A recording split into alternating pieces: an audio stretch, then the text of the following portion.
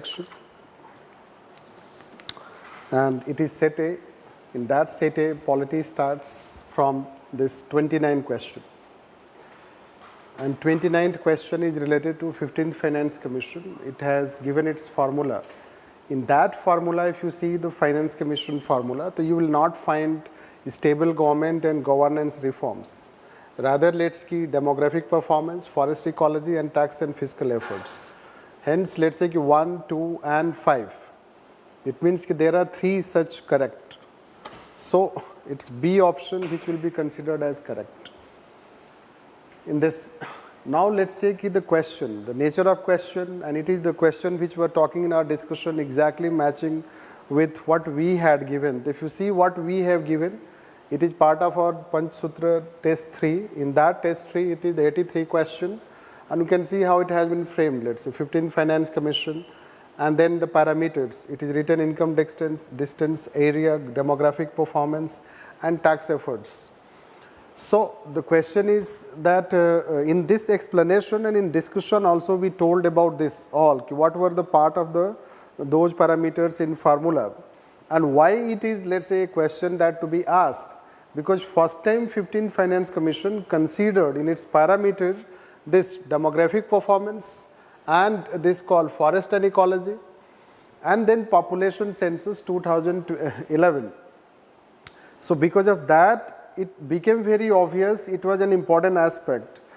As let's say so far 71 census was being followed, and forest ecology demographic performance were added in formula simply because to balance between the southern states and northern states. Because 2011 formula is being followed. So that will give edge to northern states.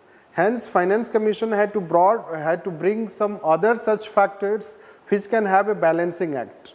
So that is how the logic behind this question, if you see, the 15th Finance Commission, and it was expected that people should know the formula as it was debated when term of reference of 15th Finance Commission was given. The southern states complained and their finance minister had a separate meeting, and they forced the government to review the term of reference. Already it was asked in, let's say, mains examination, the controversy related to term of reference. If you see from that perspective, this question, so it was, let's say, that obvious that today or tomorrow they will ask this question, and that is how the answer could have been B option. Then next question is about natural, let's say, due process of law.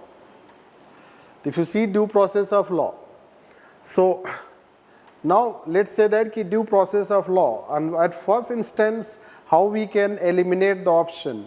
The first instance, let's say it is written procedure established by law. The procedure established by law will not be the meaning of due process of law. And if you see someone, this, let's say that someone has the paper that any person we have taken, it seems that he is marking, let's say, B, option B. So, although we don't know whether he has marked this, let's say, but option B, but procedure established by law is not, it is the one part. It was the cause that due process of law came in Menka Gandhi case. Right. And due process of law is that basically procedure established by law simply means that government can take away liberty if there is a law which defines the process. Procedure established. This. So government can take away liberty by any such procedure established, even if it is arbitrary. That's why Menka Gandhi case, in which due process law was innovated, and there it was told that no, the procedure established by law that you have, it should be just, it should be fair. That is how it was told. The just and fair, so what comes in mind? Fair. It should be also fair application of law. So basically option will be C. Correct option is C. Now let's say how options have been, let's say that given by UPSC which can confuse you. Fair application of law is part of natural justice. And equality before law is to also confuse this. Because people may link due process of law whether it is related to equality. So at least people will have conflict with whether I should go by C or I should go by natural justice. But it is not about entire aspect of natural justice, which the obvious aspect is the law should be fair. So, but that's why due process of law was brought, rather than let's say it was brought for one should not be judged in one's own case, due chance should be given. That was not the case. Hence, option should have been C. Although we have also framed here, let's say it is not mentioned, we ask a question related to natural justice. Right. Means a similar type of question, not exactly. So we ask in PANCHSUTRA 5 natural justice related question, and we had given the option in which one was also fairness. Then let's take, this is something like, if you see Indian prisons, so you will find that almost similar question we have framed this, although it was furlough, let's say it was for us, but at least we have given India is mandatory remedy, it is a mandatory remedy under Prison Act. At least Prison Act we have covered, right? Not the question. And in explanation we have given about that Prison Act. It is also a question, let's say, related to PANCHSUTRA. Now let's come in this question. The first statement is correct. The prisons are managed, yes it is correct, by state under the state regulations and law. And that law is basically related to 1894. This. So in this question when we go by let's say basically this A. We consider, you consider it as A, let's say that, because this statement B is explanation of A. Because it is because of this law that the states are trying to manage prisons themselves. Law has not yet been amended. Since law has not yet been amended, so that's why we are going by option A. This, and that is how we can say on this question. And this is something, let's say that you have to take a call. If you are aware about recently prisons have been in news, right? Basically Gujarat, Uttar Pradesh, right? The prisons have been in news, prisons management. So if you have studied any article in newspaper related to prisons, you may be aware that prisons come under the state management. So that way we can see this question. Then it is a basic question related to constitution, related to, let's say the chief purpose of constitution. Simple question, I guess you may have not done any silly error in this question. So it determines the objective for the making of necessary laws. Let's say that it sets objectives, but not for making a particular law. It is generic objective. It sets ideals, aims and ideals. It cannot be considered. It enables creation, yes it enables, but again it is not the main aspect. Right. This, because there can be, let's say that a system of polity and everything is not mentioned about the polity in the constitution. This, the chief aim is not to establish a polity, because already there was a polity before constitution also. Right. So a candidate should have, let's say that looked into. Then let's say that it defines the limits the power. Yes, why we need constitution? The constitution we need to define powers, limit powers. Yes, that is called constitutionalism. Constitution came and gave the phenomenon of constitutionalism, limited government, so that there is absence of arbitrary exercise of powers. So that is how let's see it will be considered. The C option will consider, right? And this, even this aim can be, even you have DPSP, you may not have DPSP, right? So it cannot be the chief aim to let's say go for socio-economic. If it is the chief aim, then it cannot be DPSP, it should have been enforceable. Right? But enforceability is related to fundamental rights. And fundamental rights limit the power of government. Fundamental rights are check on the government. This, and fundamental rights are only enforceable aspects. So that way you should take this question. I guess you may have done correct one. The C option will go. A similar question we can see that how we have asked related to constitutional government. Anyhow, now this is a question, let's say 34th amendment. In this I will say we are going by B. Why we are going by B? So let me explain it. It says that the constitutional amendment, so let's say to overcome the judicial interpretations. So judicial interpretations will come only when judiciary has started interpreting. But first amendment judiciary has not yet started interpreting. No, but there was no case to interpret. First Amendment is the first case. When First Amendment is the first case, so you cannot, let's say that time itself decide that judiciary has started interpreting. Right. Rather, interpretation starts. Article 13, then 24th Amendment, 25th Amendment, 42nd Amendment. That is how it comes. The 42nd Amendment was the height. Right. The height of taking away judicial powers. Right. So, First Amendment we have not gone. First Amendment simply did is, it kept judiciary out of, let's say that purview of Schedule 9. Schedule 9 related laws will not be, let's say, reviewed by judiciary. This. So, Schedule 9 related law, the Schedule 9 related law can be, let's say, it's not necessarily related to, interpretation. Right. So, judicial review, so that's why, let's say, we are not going by First Amendment, because just it is started. Sentence is also vague. Let's say that was widely believed. Widely believed. So basically it demands, let's say, we may be incorrect to some extent. Right. But as far as our as of now understanding is concerned, so we think it is not First Amendment, because First Amendment was just beginning. Right. So now 44th Amendment cannot be the option. Reverse. Right. And 86th has nothing to do with this. It is Right to Education Act. So 42nd we have the high probability. This are the highest probability among them, and that's why we have gone by this. Once again, a question on amendment they have asked with a subjectivity of the question, subjective nature of question. This is the simplest question we can say in this paper, and I guess people may not have difficulties in addressing this question because they do have that level of knowledge to eliminate. Because if you see, this has been created recently by 338B, which has been added to give constitutional status. And this Human Rights Commission is not a constitutional body. Law Commission is also not a constitutional body. It is created by executive order. It is a statutory body.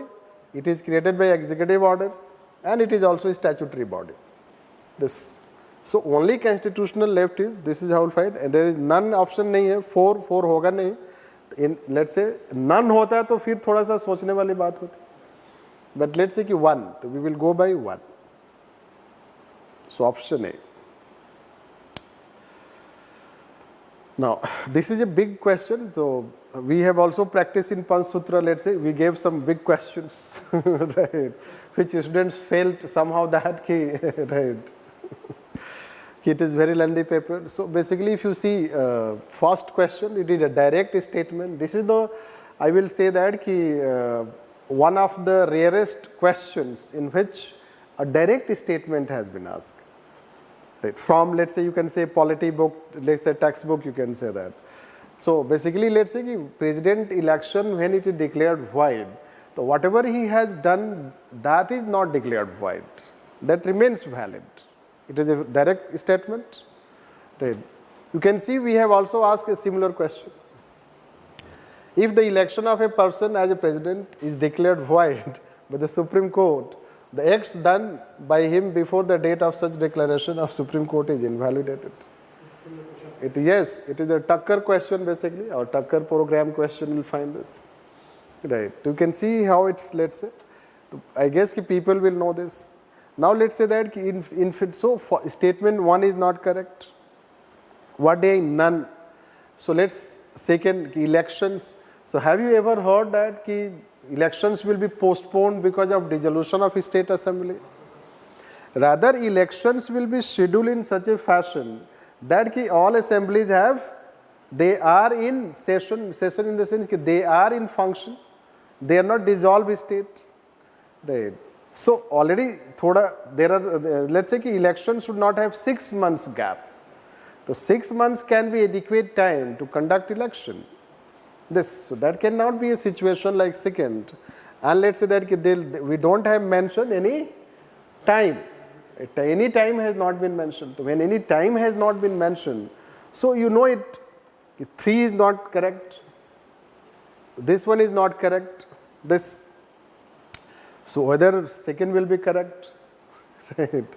This, the none is the option. So none of them will find it. The fourth D option will go by this.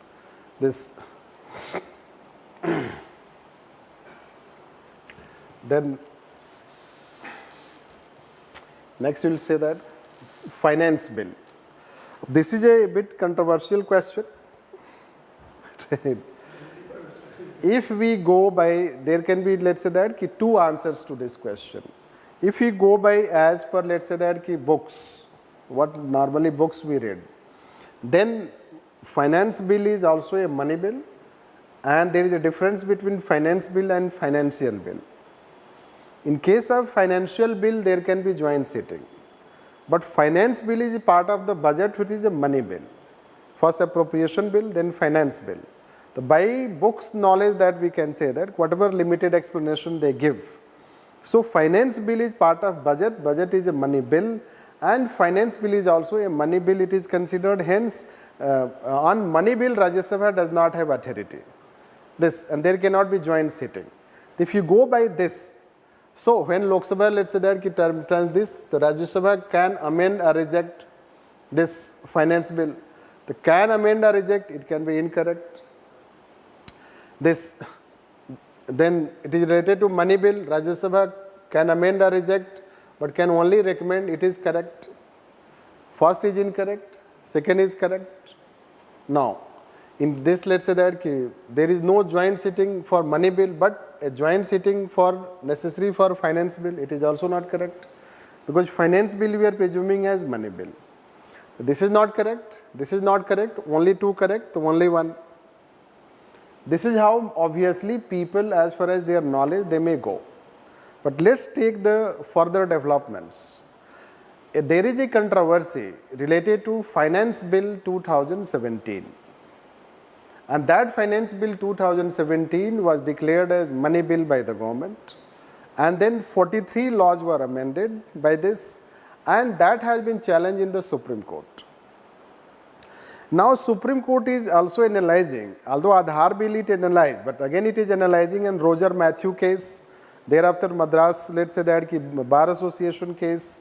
So that, let's say that case is still pending.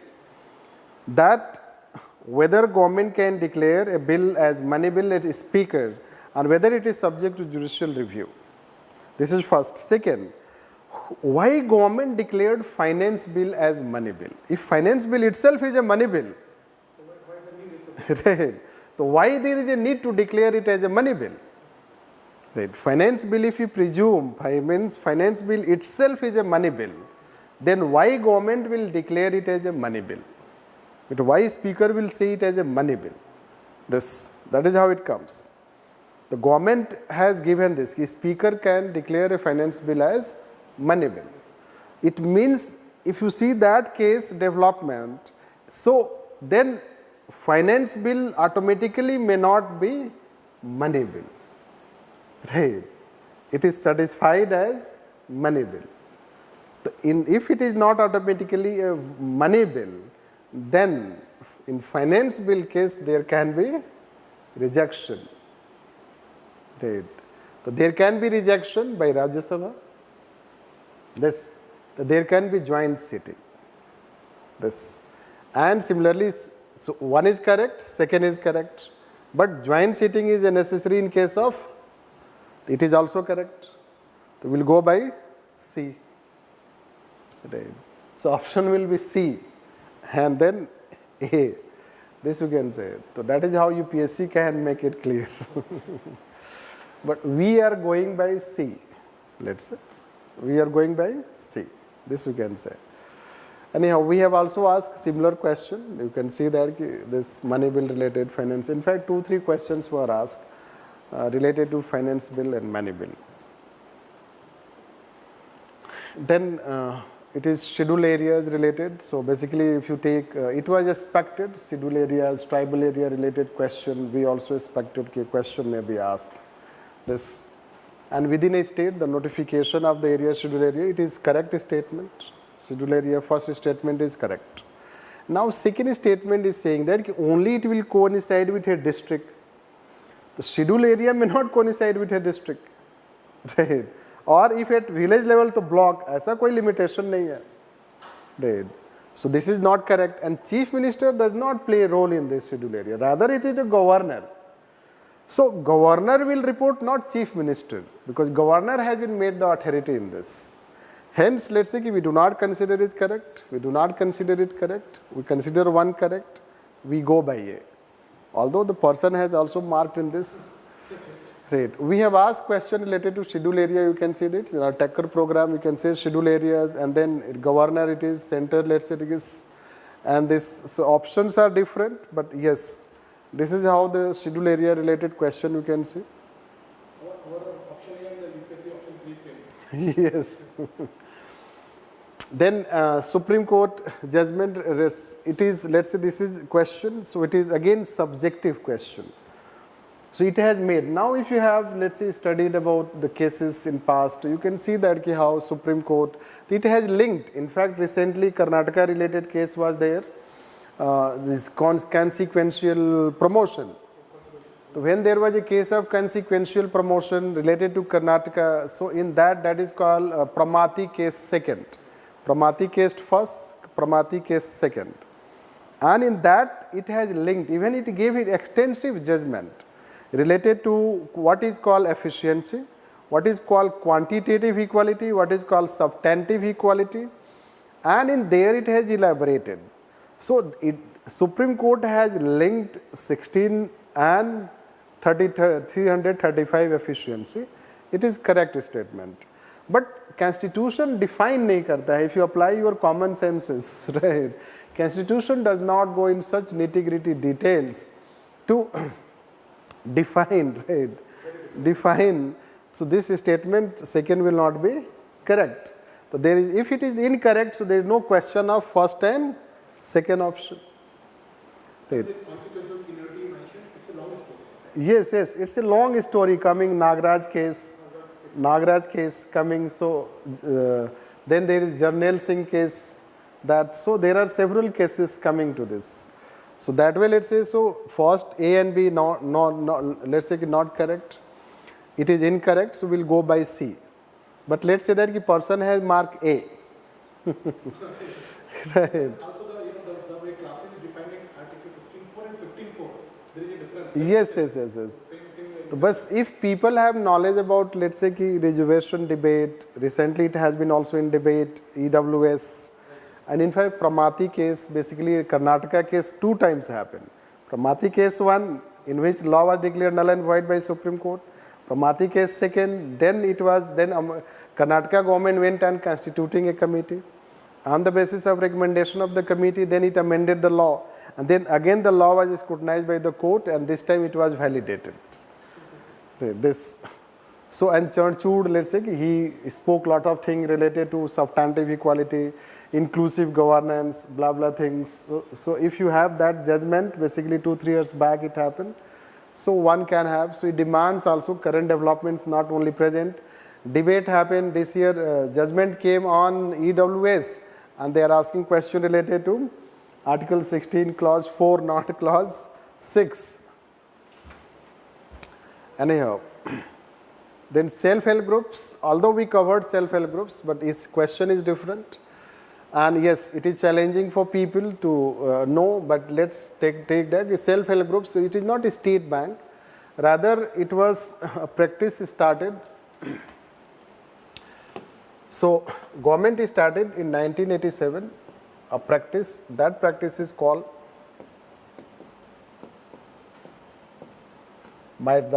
it was a pilot-based project, and this pilot-based project was started by NABARD and RBI. Why RBI? RBI is the apex bank, even for self-help groups. NABARD is the apex rural development bank. So this way there is a connectivity. That's why first statement is not correct. Second statement is correct. It demands a bit taking a call, you should have taken a call. You do not know that micro level of knowledge. But you know that self-help groups are registered as self-help group. It is a group. If it is a group, so you should have taken a call while reading this statement. You guess it, take a risk, go by this, it is correct because group responsibility will be taken. So that can be, and then let's say that it is, they do give funds, right? In fact, even private bank also gives fund. So it is correct, 2 and 3, so we'll go by B option. So that way you can see.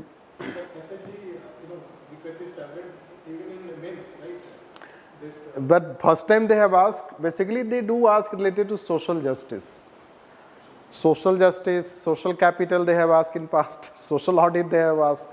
So they explore the new areas. We may not go into that way, like the way they have asked, let's say, made it a bit, what you can say, knowledge based, let's say that, bringing some technical aspects of self-help groups. So in prelims also, in mains they have asked 5 to 6 questions. In paper second. Anyhow, now this is a question, let's take, according to Constitution of India, central government has the duty to protect, basically this is called Article 355. According to Article 355, it is the duty of the union government to protect states from any such internal disturbance. Now this constitutional exempt state, ये constitution इतना detail नहीं दे सकता है. You should know that, right? Constitutional detention के बारे में बात कर सकता है, वो details के बारे में नहीं बात करेगा. Details वो government ही rule ला सकती है. So this statement second we may not consider correct. And it is too far that the police, only written it is police. Before police, but it happens ki superintendent of police. If accused is giving any such evidence before superintendent of police, then it can be taken as, accepted as evidence. But that also depends on judge. Right? The law if you read in details. So that is also not correct, this is also not correct. So we can go by only one statement and then it is A. It will be A rather than, let's say that key.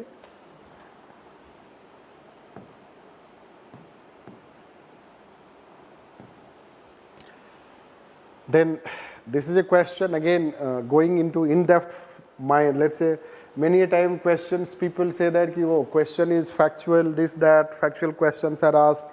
But I guess this year paper when people will see, so they will not say that factual questions are asked. Because they have asked lots of factual questions, if you see, and that's also going to very deeper level, very finer level details. So there are different standards if you see. If you see the National Flag Code 2002, in that there are different standards and different combinations. And in that combination, there is no 600 to 400 combination. Right? All possible combinations are there, but this is not a combination at all. Now a candidate will be attracted, let's say how he will be trapped, 3:2. It also becomes 3:2. Right? Basically 600 ratio if you convert, it will also become 3:2. The candidate may consider that it is similar, right?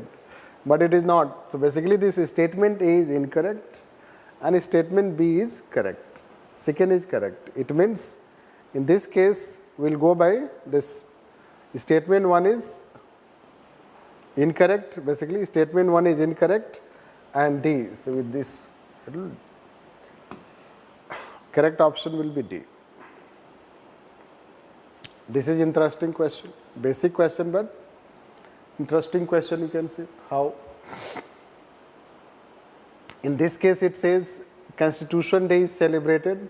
Basically Constitution Day is celebrated to commemorate adoption of Constitution. It was adopted on that day, this 26 November 1949. So we celebrate to commemorate. But why we commemorate? We commemorate to, let's say, imbibe constitutional values.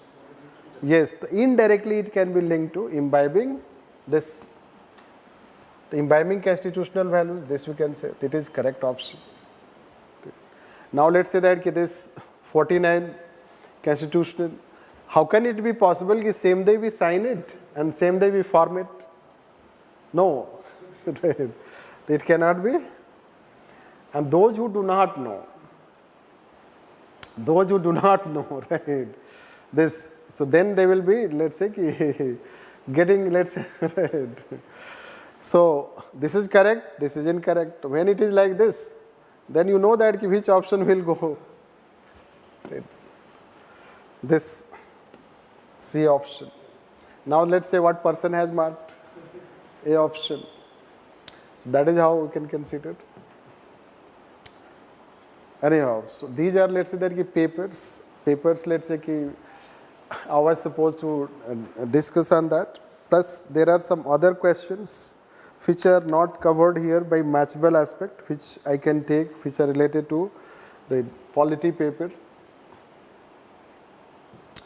which I have marked the questions. So let me see the questions which are not being, let's say, that covered here.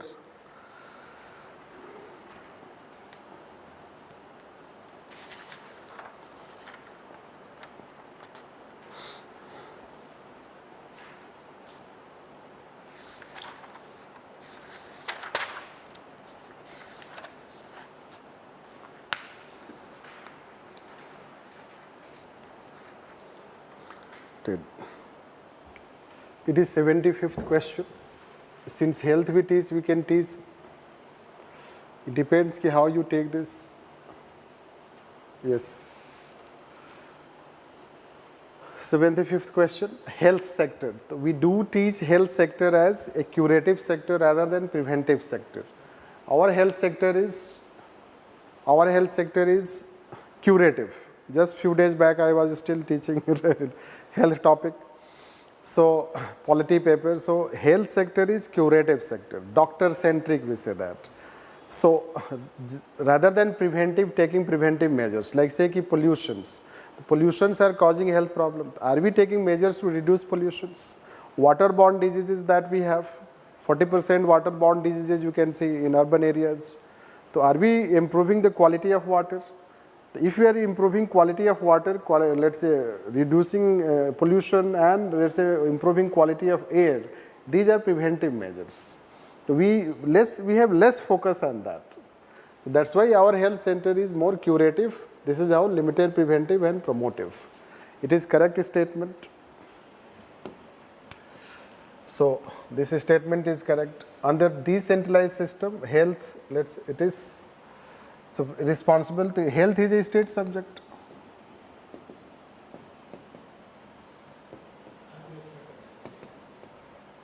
Health is a state subject. Yes. So when health is a state subject, then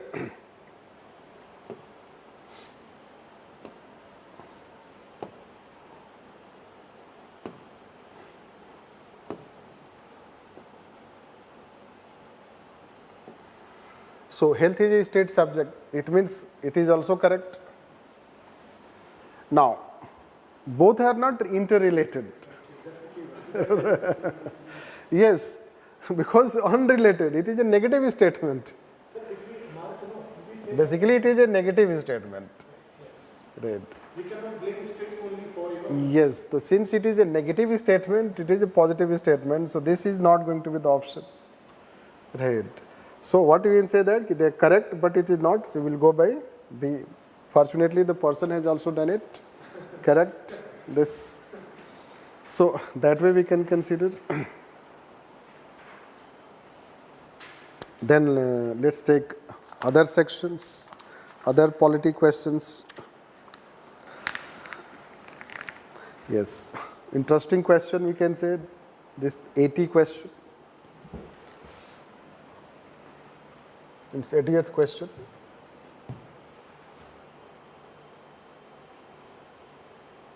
This.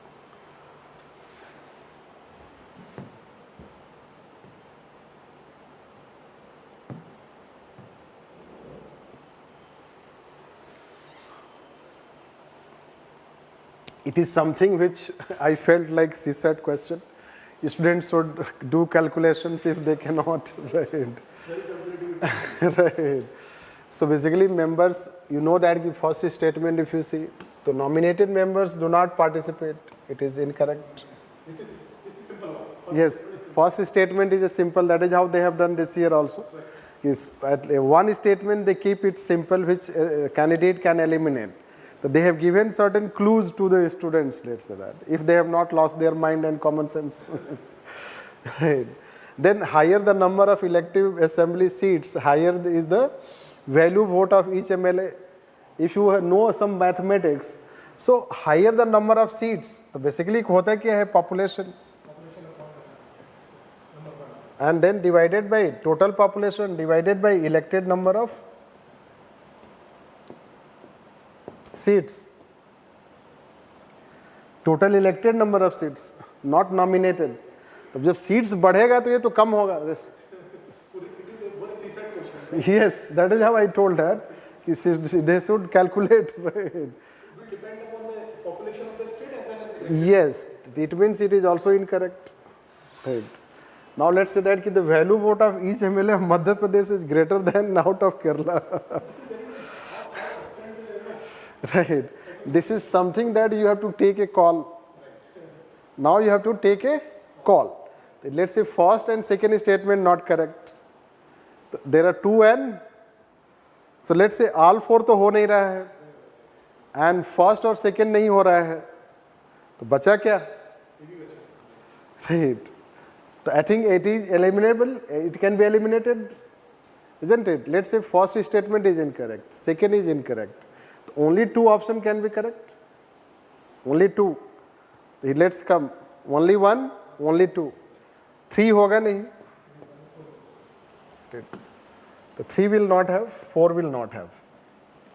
Now person has to take a call. Right. Take a call because he cannot know the population of Madhya Pradesh and divide the total seat and population of Kerala and divide the seat. Right, because it depends on population and number of seats. That level of वो भी examination में इतना knowledge तो होगा नहीं. उसी तरह से एक तो हो गया मान लो Arunachal Pradesh and Puducherry. Right. But when president election happen, in one newspaper it is given state-wise value vote of each MLA and total value vote. On that basis we have found, let's say the value vote of each MLA in Madhya Pradesh is greater than Kerala, it is incorrect. This, it is also incorrect. Right. Then finally we go up, don't have to calculate is go by this. This, it is also not, the person has done correct. Let's see, difficult question he has done correct. Yes, maybe he is master in CSAT. Right. Thereafter, questions left for me are national flag, this I have taken, this I have taken, home guards, yes, 91.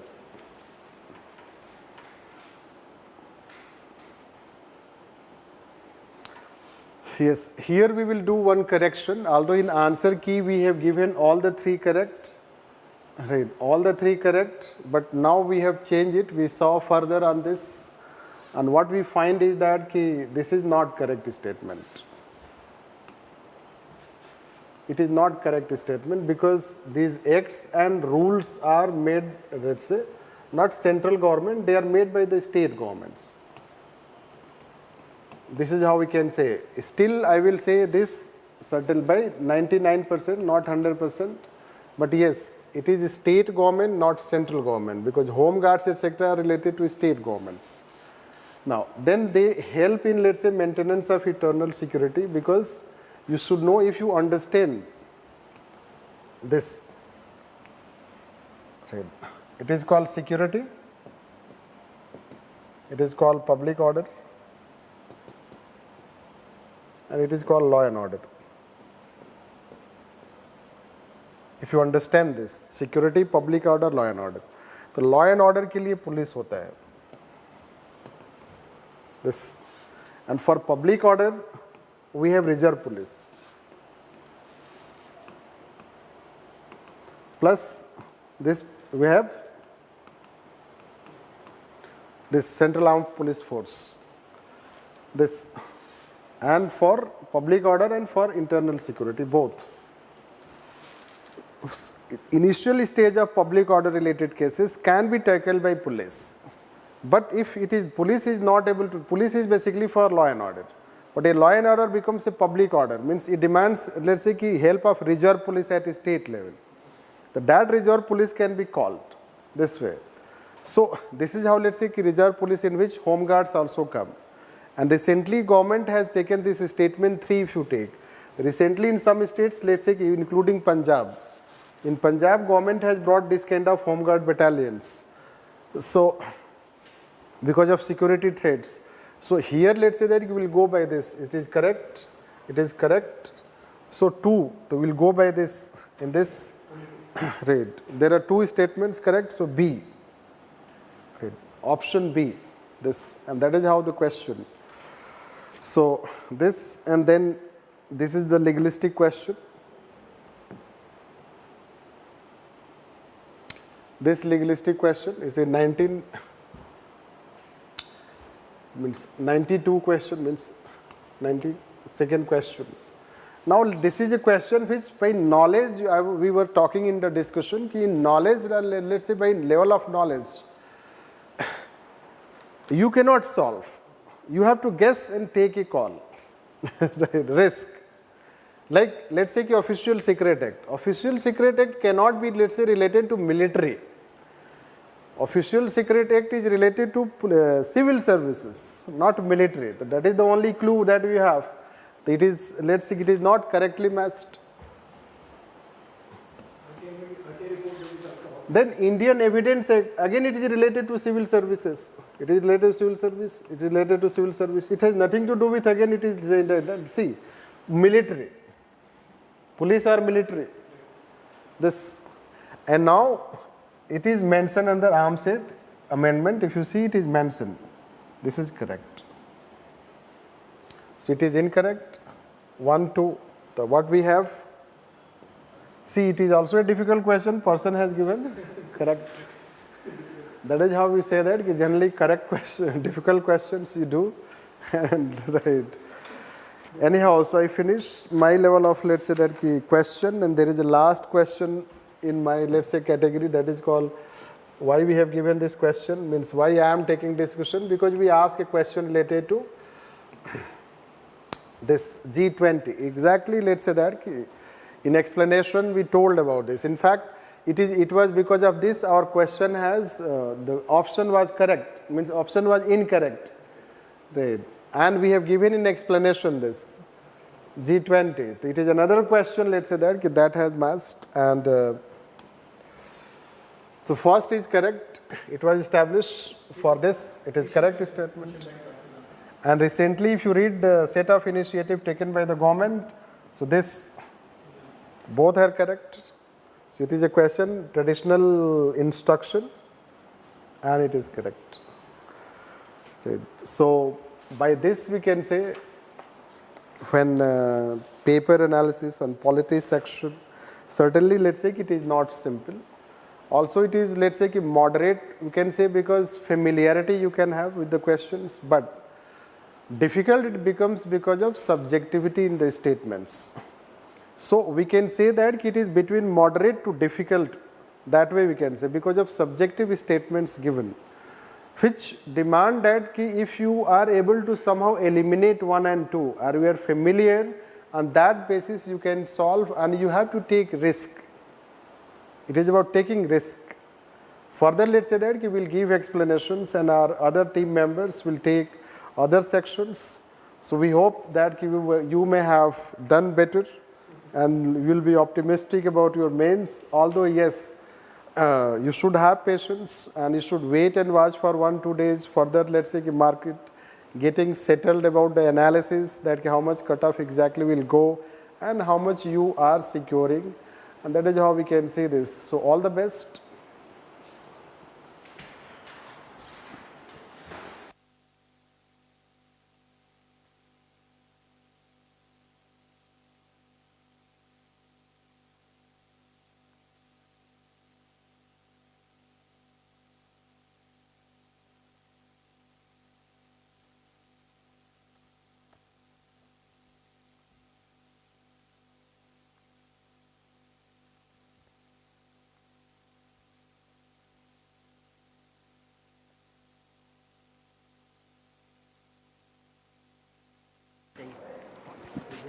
Dr. N.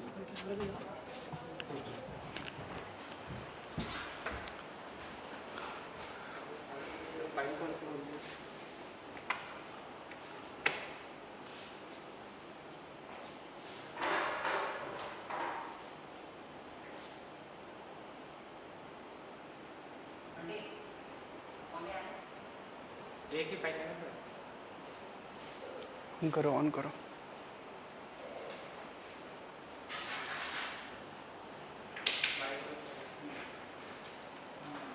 Mic on है?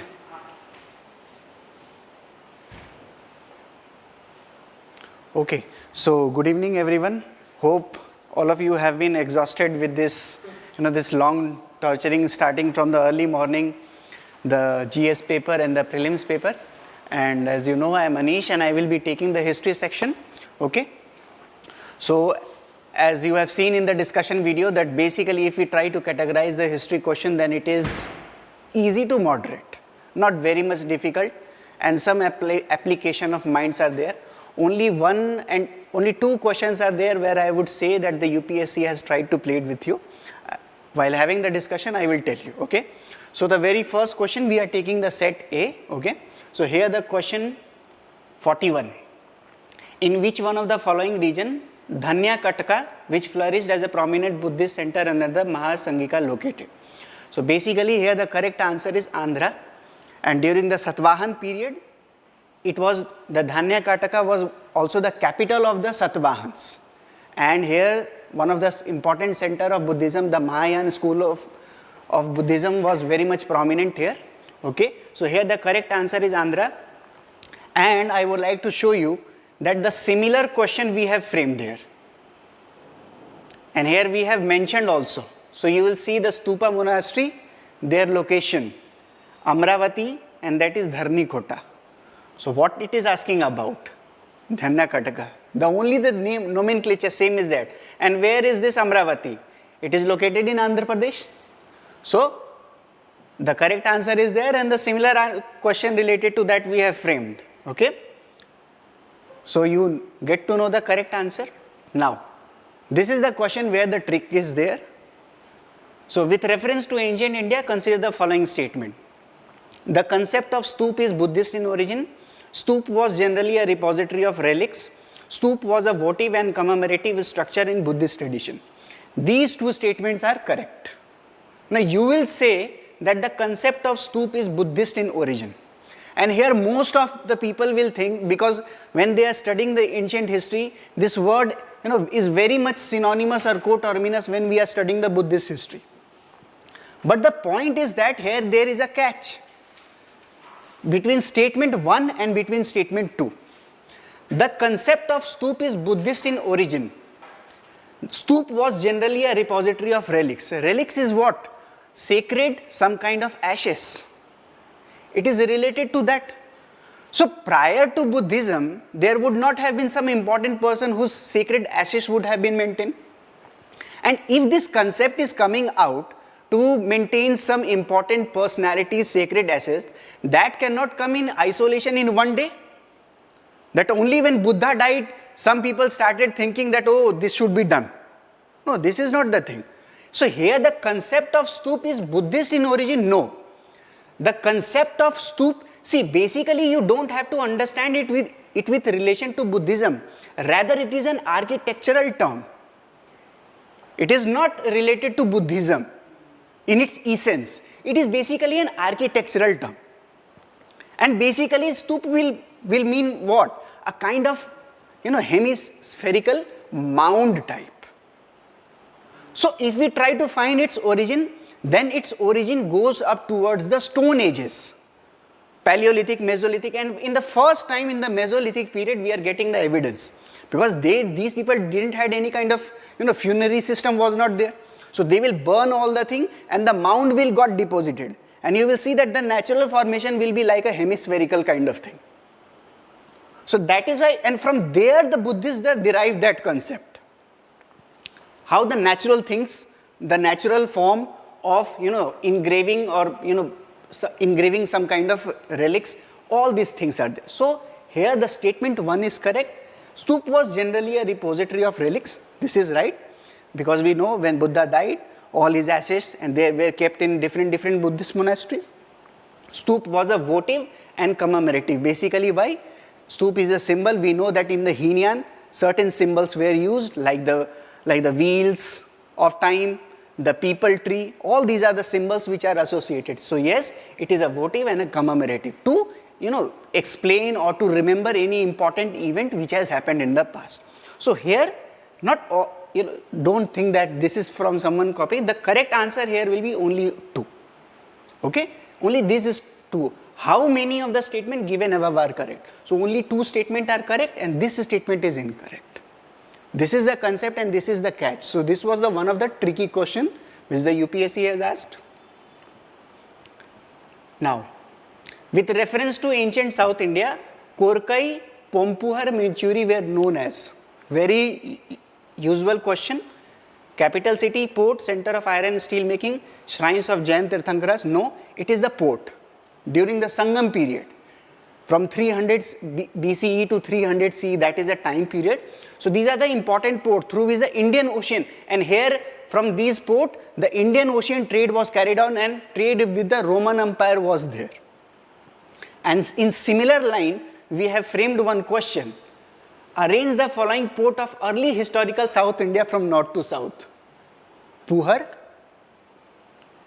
Korkai, Muchiri. Korkai, Puhar, Muchiri. So you get the clear-cut answer. Okay. So here the correct answer is option B. It is in Tucker test series. Tucker test series phase 1. Yes. Again, the UPSC has been giving you a lead for, you have to, why do we tell that always you have to go through the previous year question paper? The UPSC continuously has been asking the sources from the primary, question from the primary sources, and Sangam literature has become very much important. So in the past or in the previous year also, I had framed one of the question related to Sangam literature and the same that had matched. Now same in this year also, it has also matched. So which one of the following explains the practice of Vata Kirutal? This is the term.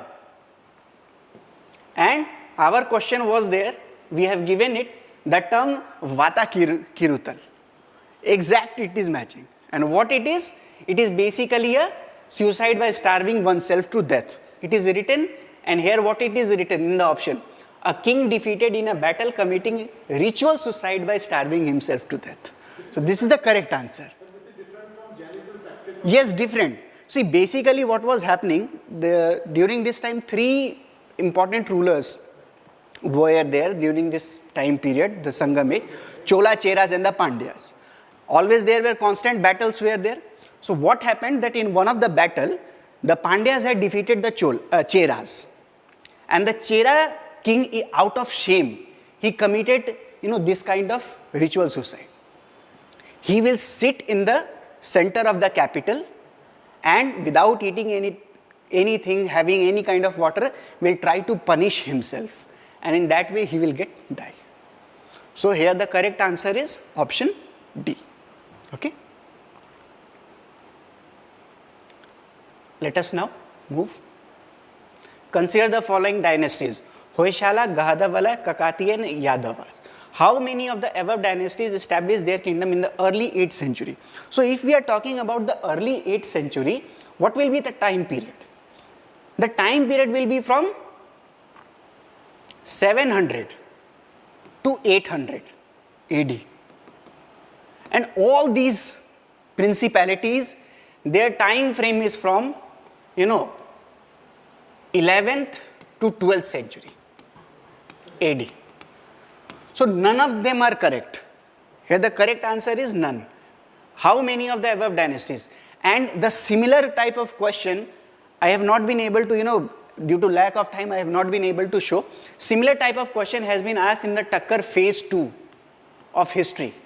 Daily 20 MCQ were there, and in which I have, what I have asked in the question, to arrange in the chronological order the establishment of this empire. So who came among the first?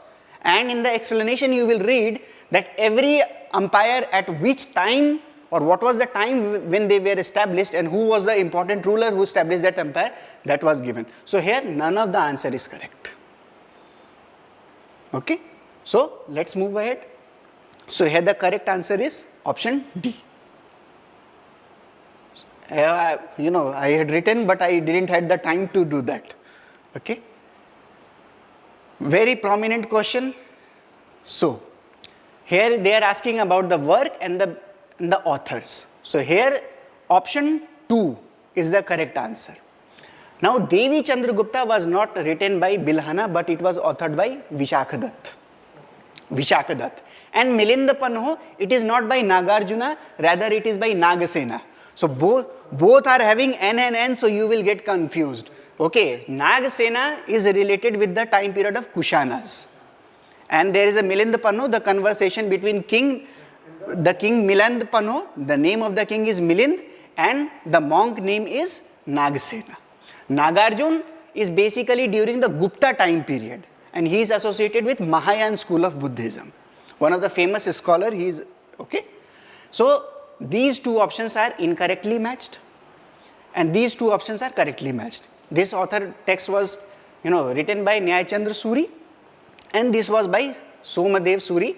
When I had taken the history PT classes, I had, given a notes in which the entire literary sources, Sanskrit literature, Tamil literature, Kannada literature, and all those important literatures, I have given a table in which the name of the author, which time period, and who and what is the the text which all they have written, that has been given. I will also show to you, but here we are concerned only with giving you the answer.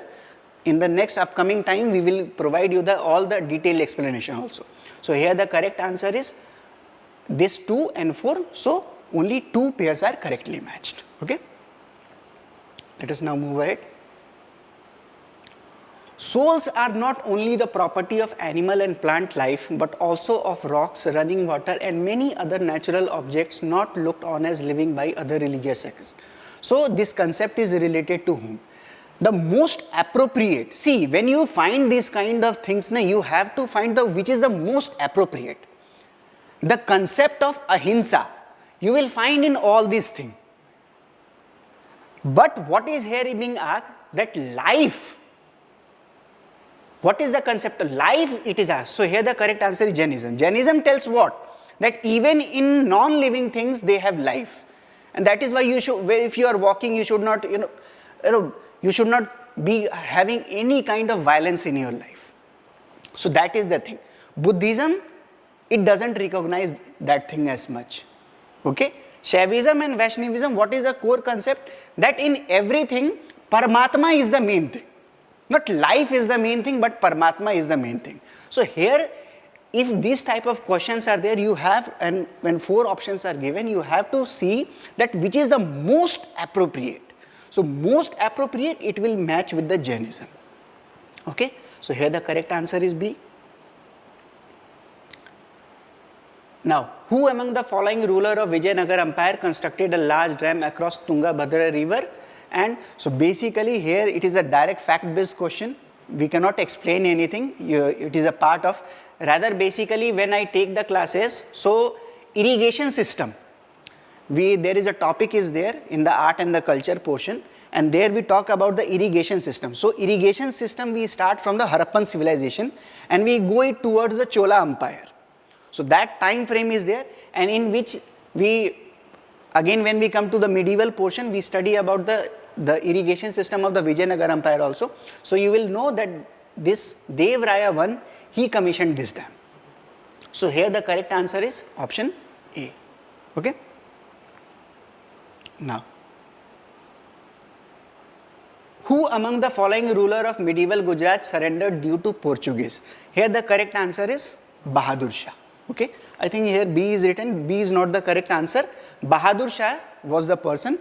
Basically, at that point of time, when Bahadur Shah was there, he was having, facing some problem with the Mughals. And at that time, Mughal emperor was Humayun. And he was having an eye upon the Gujarat because that was in the state of expansion. Portuguese has also arrived. So at that time, Portuguese was having this kind of strength. So Bahadur Shah made a diplomatic relation with the Portuguese, and at that time Portuguese governor was Nino de Cunha. So in order to get his help, he said that I will allow you and I will give you due, you settle there, you fortify it, provided if at any point of time Humayun attacks me, you will be helping me. Because they were having all the ships loaded with cannons, modern equipments were there, okay. So that is why, so here the correct answer is Bahadur Shah, okay. Very easy question it is. Which of the following act the Governor General of Bengal designated as the Governor General of India? Most easy question, Charter Act of 1833. So first Regulating Act of 1733, Regulating Act of 1773, it is first making the Governor of Bengal as Governor General of Bengal, and then the Charter Act of 1833, it is making the Governor General of Bengal as the Governor General of India, and William Bentinck becoming the first Governor General of India. Okay, so here the correct answer is option D. So this was an out of box question. This we generally don't study, and UPSC has a trend that always in history it will try to give one of the question which is completely out of syllabus. So you rather always when we are talking about the prehistory period, when we study the sources of the ancient history, two broad categorization are there. One is the literary source and the second one is the archaeological sources. So in that, some of the archaeological sources we study the important sites and the important personalities. Like for example, the most important are the excavators who are associated with the Harappan civilization. So that in that context, not in the directly that has been asked, because all these people are the archaeologists who are associated with the modern or the colonial time period. And here one of this Alexander A.H. Longbus, Robert Sewell, one of the most important work he has done and has written a textbook, The Forgotten Empire. That is the Vijayanagar Empire. He talks about the Vijayanagar Empire. Yes, he is the author of that, and all these personalities, they are archaeologists also, historians also, and civil servants also. So all these things are there. So here the most correct appropriate option will be archaeological excavation, okay, associated. Yes, during the colonial period we will assume 19th century around. 19th century to 20th century, their time period is there, okay. So they are mostly associated with the archaeological excavation. So here correct answer is option A. Even if I can recall that Khajuraho temple were also found by Yes. Now, question number 82, base, sites and well known for. So here Bhaja and Sita Vansal, these two options are correctly matched. Base Nagar, it is located in Vidisha, Madhya Pradesh. And here a pillar is there. Base Nagar pillar inscription is there. And that was erected by Heliodorus, who was a Greek ambassador to the court of Shungas. After the decline of the Mauryan Empire, the Shungas are coming into existence. Pushyamitra Shung is there. So in his empire, Heliodorus is coming as an ambassador from the Greek, and he has erected a pillar whose main and the central concern was, to show his devotion not towards the Shiv but towards the Vaishnava religion. So that is why the correct answer is option. Only 2 and 3 are correctly matched. So only option B is the correct answer. Okay. Base Nagar is not correctly matched. So B option. Now. No. Yes. Western. Yes. Jain site. Very famous Jain site. If I exactly remember, it is around in Andhra area, Andhra region it is there. Yes. Now, so statement based question. 7th August is declared as the National Handloom Day.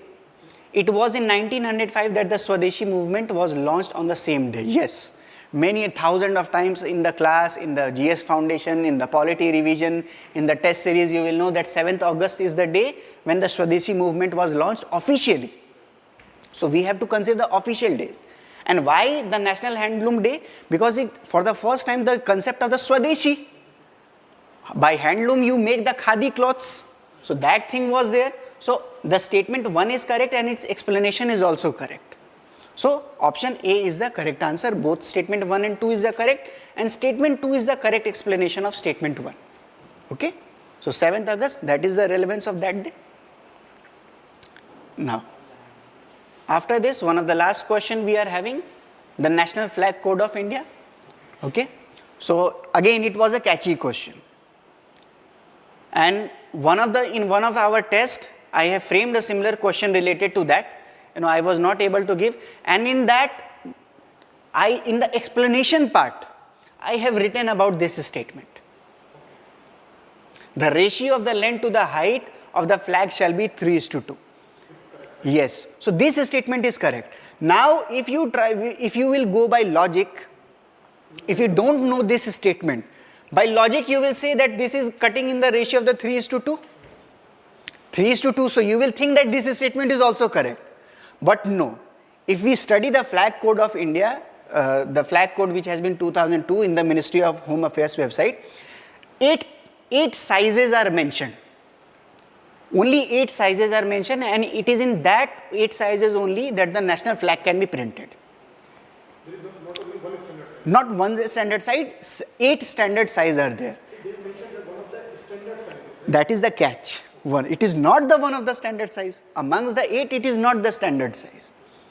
So depending upon how the VVIP will use, how it will be given to the Prime Minister, to the President, if you are hoisting the flag in some kind of ceremony, then what should be the length and the breadth? Yes, the ratio should also be 3:2. And this is the one of the thing you will find always when you open the NCERT, you will find this thing. The introduction page always mention about the Flag Code of India. Okay, so this statement is correct, but this statement is incorrect. Okay, and a similar question we have framed, but I will see. Yes. So the same thing is there. Okay, so here the correct answer is statement 1 is incorrect and the statement 2 is correct. Okay, so with this, I hope that all of you have got your answers related to history part. Okay, and if you are having a positive side where you are scoring more than in every section you are scoring more than 80 to 90%, and your negative marking is very less, then you can be safe, take rest, and start yourself for the preparation of upcoming mains examination. Okay, thank you and all the best. Okay.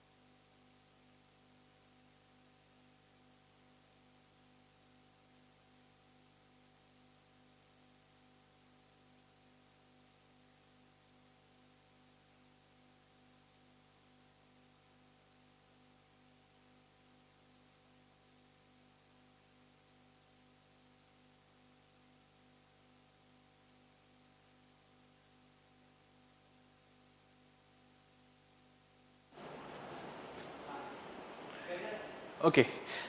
So good evening again, everyone. So without wasting time, we will start from directly question number 51.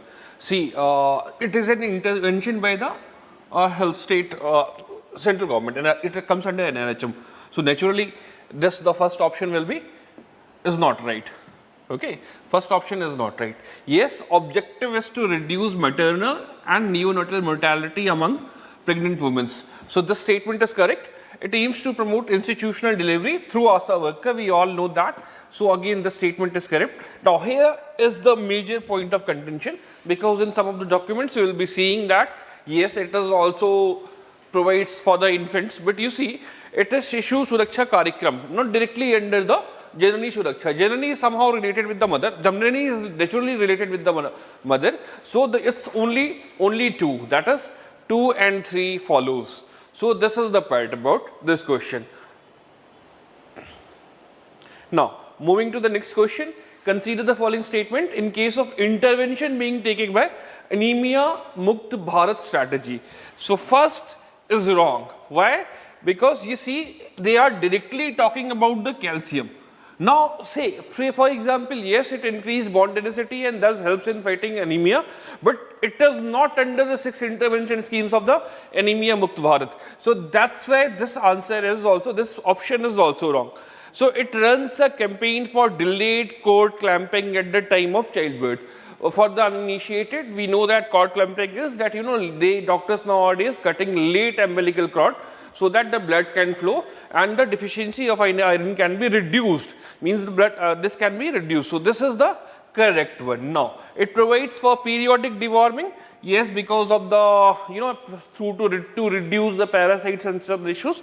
So it provides for the periodic deworming. So again, this is one of the relative easy question. Now non-nutritional for malaria or fluorosis. So this all these 3 are right. That's why in this case answer will be or only 3. So these 3 statements save 1, except 1, all the statements are right.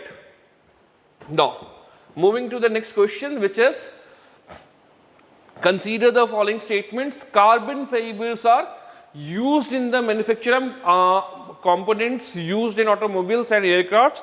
Question is asked because Reliance last year has invested in one of the world's largest and India's first facility of the carbon fiber. Nowadays it is going to be very important.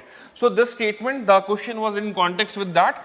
So and further, yes, nowadays it has been used since the beginning in the Formula 1 races, but now it has also come into the aircrafts and automobiles. So this statement is right in this context. Now second, ones cannot be recycled. Here is the catch. Initially there was technology was there, but it was very costly. But now there are various methods of recycling the carbon fiber, and that's why it is gaining the prominence. Now it has been done through mechanical, chemical and thermal recycling. We will subsequently give the explanation and in detail, but right now that's why this is the statement which is not right, and that's why only statement, that is A only, is correct. Further, moving to next question, which is detection of car crash. Consider the following actions and why these actions are accelerometer, because you see this technology particularly after 2009 using the graphene accelerometer has gained the prominence, and now it has been used in everything. So last year there was very much in the news of about Apple's crash detections.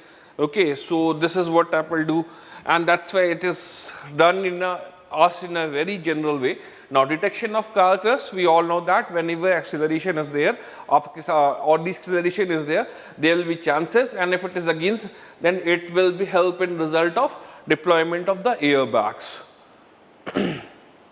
It can detect the car collision, particularly this now ADAS technology which has come there. Now accidental free fall of laptops towards this is what we were talking about the Apple. So this statement is again right. This statement is right. This statement is right. Tilt of the smartphone, yes, this is also correct because these sensors are changing the directions of the landscapes and portraits. So that's why the statement is also correct. Now in this case, all three is the correct option. All three is the correct option. So it was again not that difficult, but yes, you have to understand the question, and particularly the third option was a bit confusing. That's why it is right. Now moving to the 55th question, which is biofilters. We have asked the questions about the biofilters and PANCHSUTRA test, and particularly biochar too. So now we will see that what are the statements. See, this is of the importance. With reference to the role of biofilters in circulating aquacultural system, consider the following statement. Biofilter provides waste treatments by removing uneaten fish food. So initially it was not there, but I believe that since last 2 years this facility has been also introduced. That's why this statement is correct. This statement is correct. Now second, biofilters converts ammonia present to fish to waste to nitrate. This statement is also correct, as you see that biofilters harbors bacteria that perform the process of nitrification, converting toxic ammonia and nitrate into much less non-toxic nitrate. Now this increases phosphorus. This is not the correct statement. So 1 and 2 is correct, only 2, and this is not correct because phosphorus as a component of fish waste is not converted or manipulated by biofilters. It is removed by various phosphorus binding media or different technologies. So biofilters is not responsible for this part. Now we will move to the 95th question, because these are the random questions and you know that this answer is Japan. So we will move to the 95th question, which is of the sports wala question.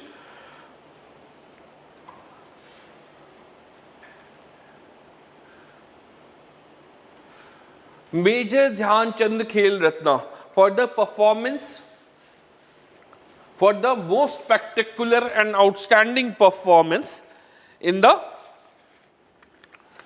performance by a sports person over the period of last 4 years. Yes, it is right. It is right. Arjuna Award for the lifetime achievement by a sports person. This is not right because it is given by Ministry of Youth Affairs, but it is for lifetime achievement.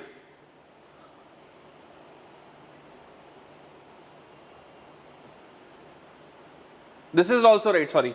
Dronacharya Award, academic, to honor eminent coaches who have the successfully trained sports persons and teams. Fourth, Rashtriya Khel Protsahan Puruskar is given to the corporate entities, both in public and private sectors, and individuals who have played a visible role in the area of sports promotions and development. So this is not right.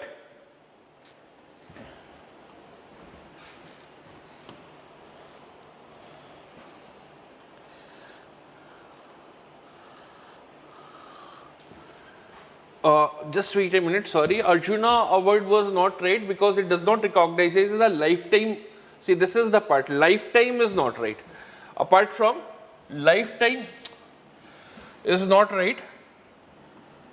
Lifetime achievement is not right. Only first and third is right. Okay. Only first and third is right. Moving to the next question. It was done for chess Olympiad. It was the first time that just chess Olympiads are held in India. Yes, it was the first time. It has happened in India after 30 years and it has happened in India for the first time. Official mascot was Thambi. Yes, this is also right. Winning team in the open section is the open section says anybody can play. Open section is anyone can participate. Those particularly who have the LO ranking or any other ranking and for in exchange of certain fees. So anybody can participate, and in this the prize is Vera Manchik Cup. Further, the trophy for the winning team in the women's section is Hamilton Russell Cup. So all the four statements in this category is right. Yes, naturally you cannot eliminate it, but the thing as it remains is that even with a basic idea, Thambi, everybody knows it, probably you must have seen that even it was there in the Hindu on the very front page that a certain particular path was, colored as the chess squares. So this was, and Thambi was also there. So this was the news. And with that, we will conclude our random sections. The next faculty will come in a while and they will take the lectures and they will take the discussions, but this was the part about it. Okay, thank you.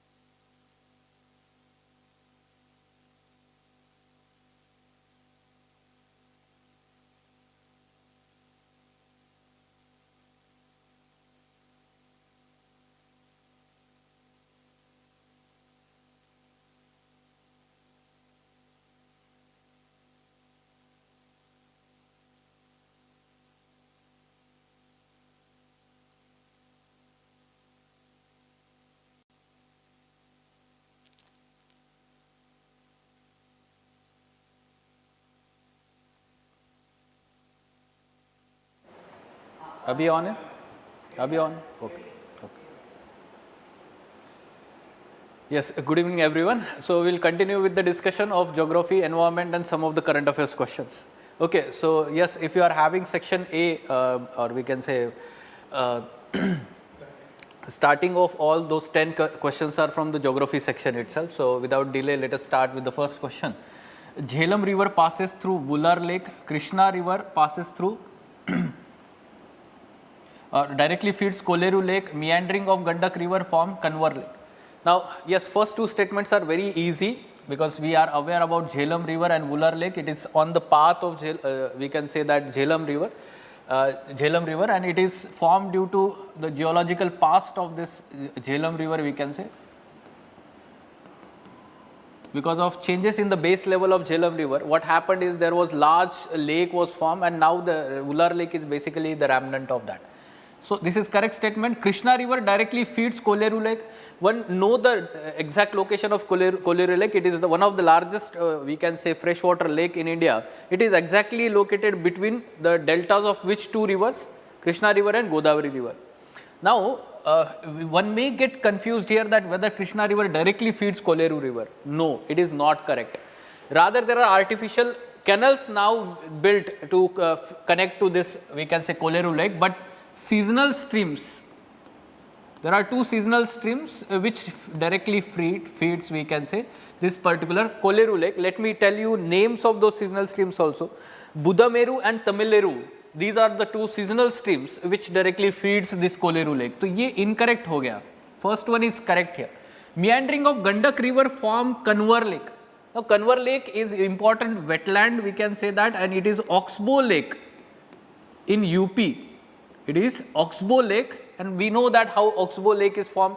through extreme meandering of the river, and when it is cut off, then Oxbow Lake is formed. So extreme meandering of which river? Not Gandak river, but Buri Gandak river. Now these are two different rivers. Buri Gandak river comes from this side like this, and Gandak river meets Ganga river like this. Okay, so Buri Gandak river is meandering, and there it is forming Kanwar Lake. It is also one of the important wetland. So it is incorrect information. So we can say that only one, the first statement is correct. Now because of this framing of the options, you need to know exactly exact information about all three, otherwise it becomes difficult. तो आपके लिए third statement difficult है, ये बुरी गंडक है या Gandak river है, right, converge lake जो है. So yes, one can skip this question if you are not sure about this, but yes, answer is A here. Talking about the next, yes, 3 ports and the pairs are given here. Now very specific information is asked. Kamarajar port जो है वो चेन्नई में, near Chennai, it is Ennore port. It is also called as Ennore port, and it is one of the major port. 13 major ports are there in the country, one of the major port we can say. But yes, it is first major port in the country registered as public company. This is correctly matched here. Generally we are aware that ports are governed through, major ports are governed through port trusts. Like we have JNPT in Maharashtra, Jawaharlal Nehru Port Trust. So port trust is one of the urban local self-government form type. We learn this in polity. So here it is first such major port registered as a company, and that too public company, remember this. Mundra port is largely privately owned port in India. This is true, and Mundra port is located where? In Gujarat, right. Now Visakhapatnam port, largest container port in India. Recently there was news last year that largest container port in India earlier was JNPT, and it has been, Mundra port has taken over as becoming largest container port in India at present. तो विशाखापट्टनम तो नहीं है, आपको पता होगा पास में तो ये JNPT था. Okay, so one can easily eliminate this. Yeah, ore ports is different, sir. Container port is, we can say container port is different, right? It is incorrectly matched. So first two are correctly matched, no? So answer sure, only 2 pairs, right? Now this third question is very unique and very simple also, attemptable question we can say. Now mahua and teak के बारे में everyone is confirmed that this is deciduous. Everyone is confused about jackfruit. Now if you are aware, in India jackfruit is largely naturally found. ठीक है, artificially grown as a fruit is different thing, वो तो कहीं पे भी होगा. Natural forest vegetation का part जब हम बोलते हैं jackfruit, it is a tropical evergreen forest में पाया जाता है जैकफ्रूट जो है वो evergreen. So we have in India like in western Ghats evergreen forest. So there we can see jackfruit as naturally found tree we can say. So it is incorrect, it is not deciduous. So only 2 is correct here. So fine, quickly moving on to next question here on this side. Look at this question. Now it is confusing, little bit confusing statements are mentioned. India has more arable area than China. Now students may be confused here that China is having large overall geographical area as compared to India, and students may be thinking, "Arey, India se zyada hi hoga." But this is not correct. India is having more arable area than China. Second thing, proportion of irrigated area is more in India as compared to China. Now students may be thinking China is little bit advanced and production of the crops is more, so they may be thinking that irrigated area is also more. But that is not true. This is correct statement. Proportion of irrigated area is more in India as compared to China. The average productivity per hectare in Indian agriculture is higher. This is not true. Rather, in China, average productivity per hectare of the crops is more, and that's why in majority of the crops production, China is leading. So, ये incorrect है, and that's why answer is 2. Let me tell you the source here. Very interesting that I have found. There was this article in Financial Express newspaper. So, what I have found, see here, in 2019 article it is mentioned. Okay, India can learn agri policy lessons from China. Look at the statements mentioned here. Okay, China's total sown area is 166 million hectares as compared to India's gross cropped area 198 million hectares. Okay, तो India का ज़्यादा है. Thereafter, look at the irrigation mentioned. Look at China's irrigation cover is 41% of cultivated area, India's cover is 48%. तो ये दोनों answer मिल गया. उसी article में नीचे क्या मेंशन किया हुआ है? Look at this. No wonder China's productivity in most crops is 50 to 100% higher than India. तीनों स्टेटमेंट का आपको एक ही आर्टिकल में. This shows that you need to read newspaper article in articulated manner.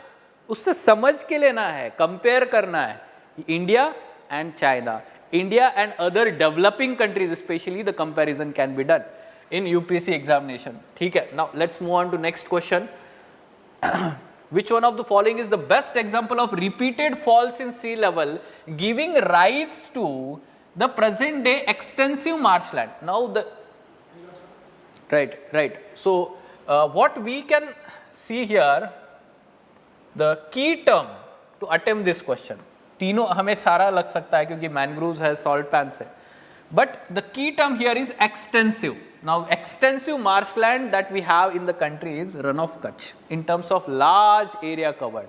During monsoon time, it is covered with water. During summer time, it is evaporated and simply it is dry land, we can say, having high salinity. So, Run of Kutch, and other key, let's say, concept that you should apply here is that all these three here are, we can say that, located on the eastern coast. Eastern coast is emergent coast and western coast is submergent coast. अब ये repeated fall in sea level कहाँ पे होगा? Submergent coast पे होगा. अगर ये आप application करते हैं आपके concept का तो आप सही. Fine. हाँ, Nopada also we can say that in eastern coast. ठीक है. Now, Elenomite and rutile abundantly available in certain coastal tracts of India are rich sources of which of the following? Now, these are, we can say that kind of minerals and mineral ores we can say, and yes, it is having rich source of titanium. Okay, it is having rich source of titanium. Now, again, if we are aware about the major resources of India, like aluminium, copper, iron, कहाँ पे पाए जाते हैं? They are not found in coastal areas. Coastal areas are having depositional sands, depositional features. These are found where? In metamorphic rocks largely. Sedimentary और metamorphic rocks. ठीक है, या फिर हम बोल सकते हैं कि इंडिया में छोटा नागपुर प्लेटू या सेंट्रल इंडिया, पेनिनसुला इंडिया में. Not in coastal areas. Eliminate these three, you will get the answer. पता नहीं है, फिर भी आंसर आया है, टाइटेनियम. ये आपको लॉजिक यूज करना था ज्योग्राफी में. Fine. Now, next. About the 3/4 of world's cobalt, a metal required for manufacturing of batteries for electric motors. देखिए, batteries of electric motors vehicle, electric motor vehicles, EVs, continuously it is in news. India lacks resources for manufacturing of these batteries and is looking for different countries around the world for import of those resources, and cobalt is one of them. अब ये हमें ध्यान देना है geography में कि ये resources कहाँ का है. जैसे लिथियम का हमने देखा था, lithium triangle located in South America. So one should be also curious here to know the resources that are in news. ये जरूरी है, फ्यूचर इस पे डिपेंडेंट है. ठीक है, तो हमें पता होना चाहिए that 70% of the cobalt that is there और exported is by Democratic Republic of Congo, Africa. एक ही कंट्री में. And it is very important resource for manufacturing of these batteries. अब बहुत ही important है, एक 70% in the world, so it is very important to know for geography students. ठीक है, तो C is the correct answer here. Now 8th question. Which of the following is the part of Congo basin? देखिए तीन question इस बार उन्होंने Congo या democratic Republic of Congo country से पूछे हैं. Congo river is also, we can say, it is very important, flowing through equatorial region. We read about Congo river, it cuts equator twice. ऐसी एक unique river है Congo river. Now, use your logic and eliminate. You may not be remembering the basin of Congo, but you remember Nigeria north में है, Sahara belt में, Sahel region.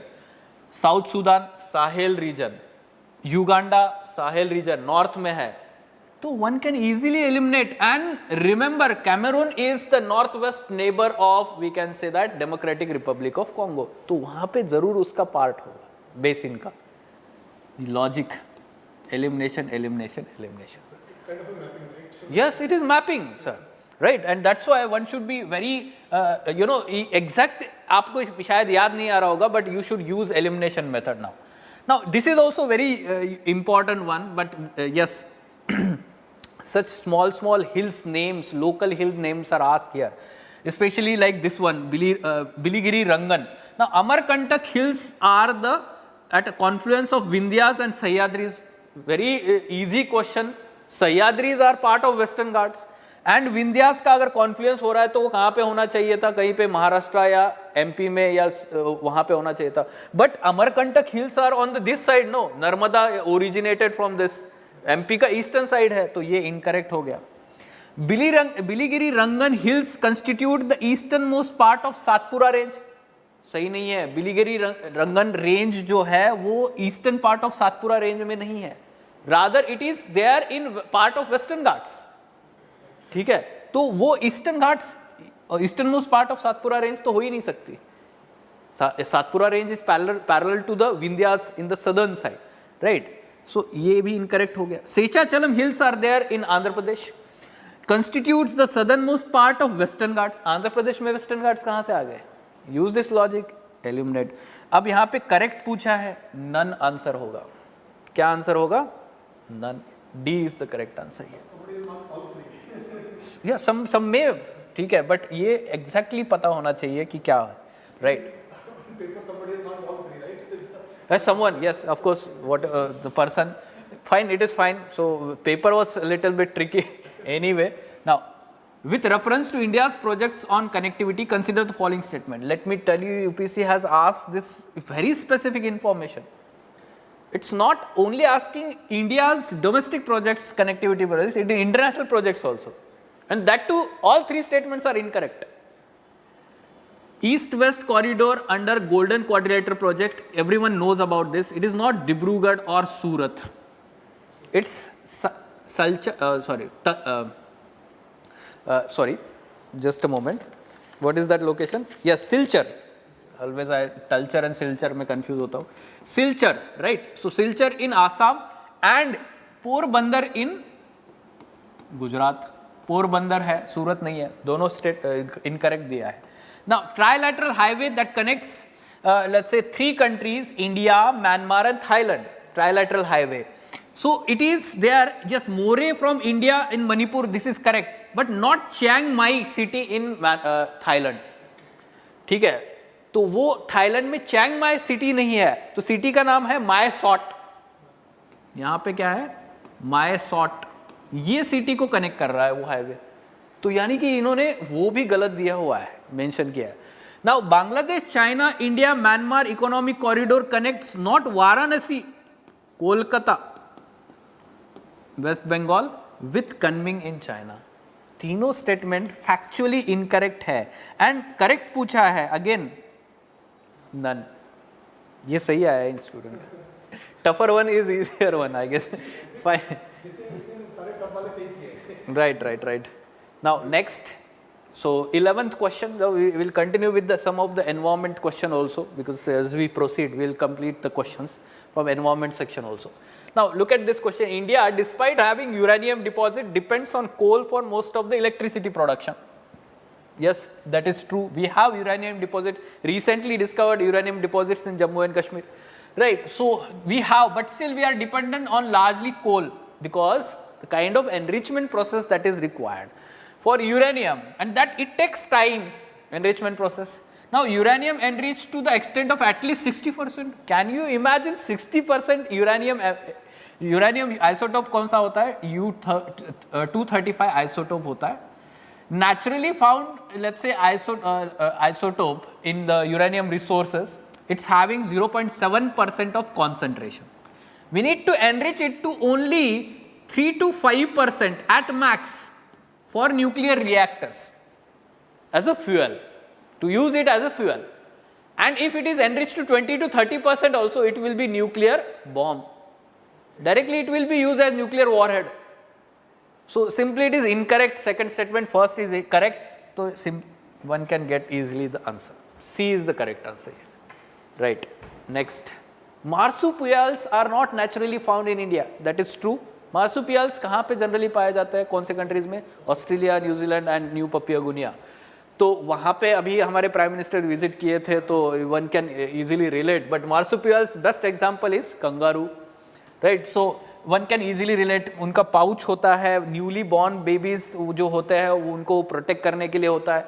No, marsupials can thrive only in mountain grasslands. अब हमने देखा है kangaroo को naturally भी mountain में थोड़ी होता है, प्लेन ग्रासलैंड्स में होता है, राइट. सो माउंटेन नहीं है, ये सही नहीं है. So this statement is incorrect. First one is correct, and that's why again C is the correct answer. Right? Now, quickly moving on to next question.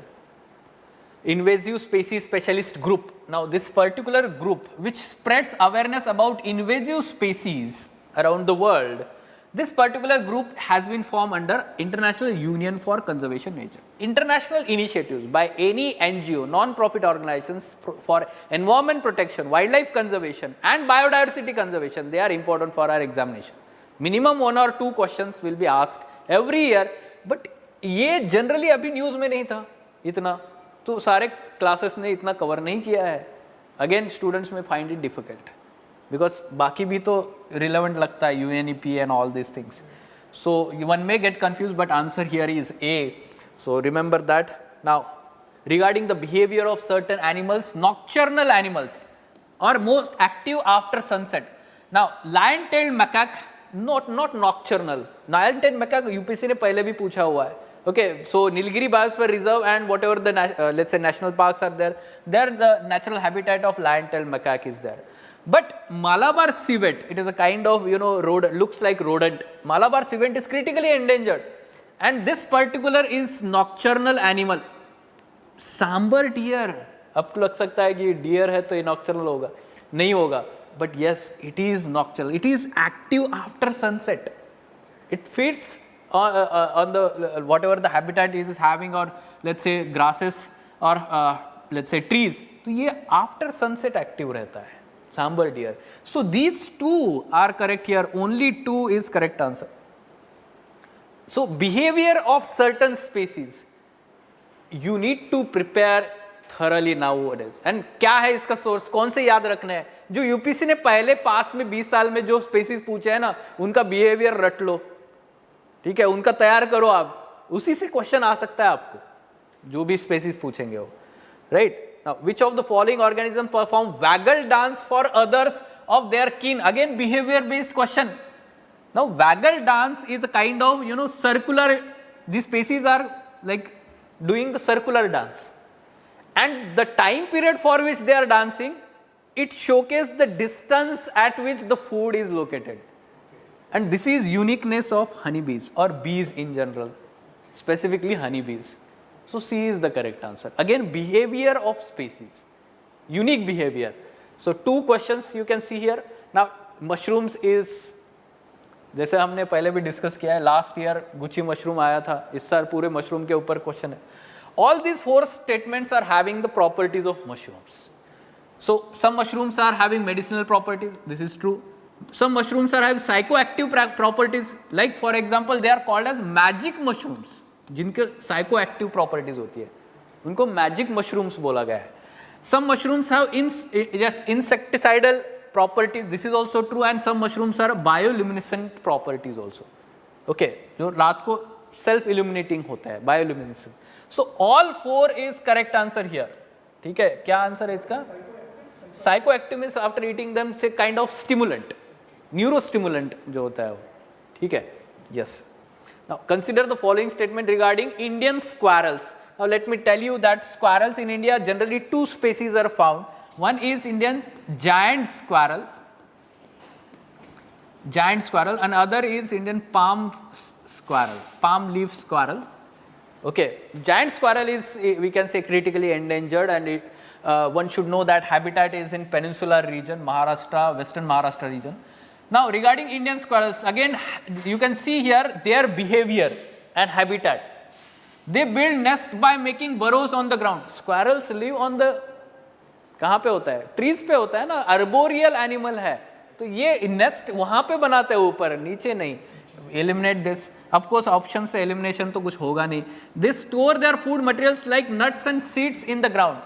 Now, the uniqueness of Indian squirrels as against all other squirrels is that they do not store food like nuts. India के बाहर के जो अलग species है squirrels के वो करते हैं ये, but Indian squirrels do not do this. तो ये भी they are omnivorous, omnivorous vegetarian non vegetarian दोनों भी. Yes, this is true. We can say that Indian squirrels both species are omnivorous and that's why only one is correct answer. Quickly moving on to next. Okay, some microorganisms. Now again, a microorganism is favorite topic of UPSC. Virus, bacteria, fungi. They will ask every year some properties of these microorganisms. Now, microorganisms are having this unique property that they can survive in extreme environment, extreme temperature, extreme salinity. यहाँ पे देखिए, some can grow with temperature above boiling point. That's true. Some microorganisms can grow temperature below freezing point. Antarctic में ice के नीचे bacterias मिले हैं, ठीक है. Then some microorganisms can grow highly acidic environment also. Yes, that is also true. All three statements are correct. All three statements are. Yes, above boiling point also. Yes. Examples we need not. Of course, microorganisms के नाम याद रखें, but some of the bacteria we can say. Largely they are living in extreme environment. They can live in extreme environment. I remember one thing, that in a food, let's say when you boil it, Right. mouths are the thing which do not, see, you can kill bacteria, but mold you cannot kill. Right. It was a UPSC question, right? Mold Right. cannot be, destroyed even after boiling of food. Yes. Yes, one can. Yes, is there. Right. Which one of the following makes a tool? Again, behavior based. 4 questions up till now. Behavior of species. Look at this. It makes a tool with a stick to scrape insects from the hole in a tree or log of wood. A very unique property, and this is property of primates. कौन सा primate mention है इसमें? Orangutans. Let me show you the photo also how this primate is taking out. Look at this orangutan using the stick to remove ants from this mound. Okay, this kind of techniques they have developed by themselves. Okay. Now, so B is the correct answer. Now, regarding this, let's say every year UPSC asks the sources of pollutants related question. And that's why, now this is hydrofluorocarbons. Hydrofluorocarbons, they have replaced the chlorofluorocarbons from the refrigerators. And now Kigali Agreement of 2016 seeks to eliminate this also, use of hydrofluorocarbons, because they are having global warming potential, they are acting as a greenhouse gas also. ये हम पढ़ते हैं. Now, regarding the sources, one can easily find aerosols, form agent. Confusion यहाँ पे ही आता है सिर्फ lubricants. They are not found in lubricants. हाँ, जरूर solvents में होता है. Okay, not lubricants. So that's why only 3 is the correct answer. Okay. So ये तो हम देखते हैं ना, क्लोरोफ्लोरोकार्बन्स जो थे ये तीनों में यूज होते थे. फ्लोराइड आइटम्स जो कंपाउंड्स होते हैं, तो उसमें भी हाइड्रोफ्लोरोकार्बन्स जो है यूज होते हैं. All right, now. Okay, so now ये जो 20 क्वेश्चन हुए उसके आगे हम देखते हैं कि कहाँ पर ये क्वेश्चंस है हमारे रिलेवेंट क्वेश्चंस है. Now the economy questions are there. Okay, let's move on to fine. Yes, this question, community reserve, although it is polity kind of question, but let's say it is from law angle, Wildlife Protection Act and the community and conservation reserves that are declared under Wildlife Protection Act. Now, once the central government notifies areas community reserve under Wildlife Protection Act 1972, it is having statutory status. Look at the statements. The chief wildlife warden of the state becomes the governing authority of such forest. Now, community reserve and conservation reserves are governed by or managed by the community reserve management committees. Separate management committees are there where the local people are having participation, they are managing by themselves. And they appoint one chairman which act as an honorary, we can say that, wildlife warden, honorary wildlife warden, not the chief wildlife warden of that state. तो ये सही नहीं है, incorrect है. Talking about the hunting is not allowed, yes, this is true. People of such area are allowed to collect non-timber. Yes, generally we are aware that it is even allowed in national parks and wildlife sanctuaries also. But talking about people of such area are allowed to traditional agriculture practice, this is not correct. Traditional agriculture practice like slash and burn type of agriculture, it is not allowed. Slash and burn type of agriculture is not allowed. So यहाँ पर answer क्या होगा? Only 2 होगा. Yes, we have to also make this correction in our answer key also. ठीक है, only 2 is correct answer here. Okay. Fine. Now, moving on. ठीक है, history का cover हो चुका है आपका. Now, okay. Now, 61 से आगे फिर से ज्योग्राफी के क्वेश्चंस है 61 to 65, right? So this was exact framing of the question that we had asked in Panchasutra. How many of the above mentioned countries share land border with Ukraine? Look at the framing of Panchasutra test 1 question in our all India mock test that we had held. Consider the following countries. Which of the above countries share border with Ukraine? And let me tell you that 2 countries यहाँ पे जो mention की है, Hungary and Romania. Hungary and Romania, यहाँ पे देखिए Hungary and Romania, ये 2 ही 6 में से इनके साथ लैंड बॉर्डर है. Not even Latvia, Lithuania, Bulgaria and चेक रिपब्लिक. तो यानी कि आंसर क्या है? ओनली 2. आंसर क्या है इसका? सॉरी, लाटविया, लिथुआनिया नॉर्थ में है, बेलारूस के ऊपर. Okay, let me show you the map also. You can see here map. Lithuania, Latvia, Estonia ये बेलारूस के ऊपर है. चेक रिपब्लिक कहाँ पर है? चेक रिपब्लिक स्लोवाकिया की इस साइड में है. ठीक है. So and then we can say that the other country which is mentioned there, okay, Latvia is there, चेक Republic, Bulgaria. Look at the Bulgaria कहाँ पर है? रोमानिया के नीचे है Bulgaria. So it is not having border. ठीक है. So if you have gone through this explanation of our MCQ also, map reading हो जाएगा आपका and you could have solved this correctly. Okay, now 62nd question with reference to Earth's atmosphere. Consider which of the following statement is correct, it is asking. Now, students may not be knowing exactly first statement कि ये 10 times होता है क्या equator पे, but using elimination method one can easily correct it as A. कैसे? Infrared rays constitute roughly 2/3 of insolation. अरे insolation means incoming radiation, that is ultraviolet. How it can be 2/3? We can say that infrared. Infrared is outgoing terrestrial radiation, not insolation. Incorrect. Infrared waves are largely absorbed by water vapor that is concentrated in the lower atmosphere. Rather, infrared waves are largely absorbed by greenhouse gases like carbon dioxide. Okay, so largely absorbed by greenhouse gases, not water vapor. Yes, some of it is absorbed by water vapor, not largely. Eliminate this. Infrared waves are part of visible spectrum. Basic physics knowledge. Infrared is different than the visible spectrum. VIB-Joyer is completely different. Then on this side we have the infrared, on this side we have ultraviolet. Simple है, eliminated. मुझे ये पता नहीं है 10 times है या नहीं है, मुझे आंसर मिल गया. ऐसे मैंने कितने क्वेश्चन सॉल्व किए अब तक? 4-5 तो किए हैं, मुझे आंसर नहीं पता है, बट मैं सही मार्क कर रहा हूँ with the help of basic available knowledge. Okay, now yes, look at this question here. Consider following statements about the soil. कहाँ पर आए हम? 63 पे ना, right. Soil in the tropical rainforest is rich in nutrients. Incorrect statement. In tropical rainforest it is deficient. Why? Because excess rainfall leach away all nutrients. Simple. Incorrect है. First statement incorrect मिल गया तो मुझे answer मिल जाता है. कैसे? D is the correct answer. Second statement का मुझे tension ही नहीं है, वो करेक्ट ही है. Because the options are framed like that. Right, high temperature and moisture of tropical rainforest causes dead organic matter in the soil to decompose quickly. Of course, high temperature bacterial activity बढ़ जाएगा, so it converts all that, let's say, organic matter into humus.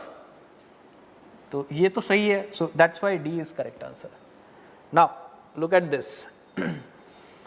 again similar question we have framed in our Panchasutra test. So temperature contrast between continents and ocean is greater during the summer than winter. Temperature contrast is more visible, more pronounced during winter as compared to summer. Summer में तो सभी गर्म होगा ना, ज़्यादा extremities दिखेगी ही नहीं. But winter में the temperature of ocean surface water and the land extreme differences दिखाई देता है. And that's why those isotherms are moving over the ocean towards the north as compared to the isotherms over the land. This has to do something with differential heating of land. Yes, this is what. And the reason is correct here. Specific heat of water is more than that of land. But ये incorrect statement है, ये correct है. And that's why C is the correct answer. A similar question we had framed here based on concept. The ocean water absorbs heat slowly as compared to land surface. Which of the following is the reason? इसमें एक option हमने ये भी दिया हुआ है, देखिए कहाँ पर है, specific heat of water is greater than राइसोई. ठीक है, तो यहाँ पर आप अगर एक्सप्लेनेशन वो हम जब डिस्कशन करते हैं वो डिस्कशन देखते तो आपको ये क्वेश्चन इजीली सॉल्व होता. Right now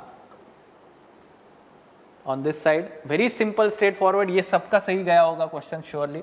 Right, consider the following statement. In a seismograph, P waves are recorded earlier than S waves. That's why the primary waves, P waves बोला गया है, first to arrive on the surface or on the record on the seismograph.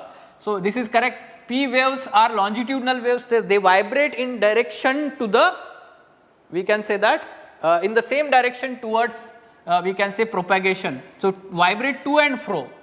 It creates a kind of density differentiation, no? So to and fro. Rare fraction compression.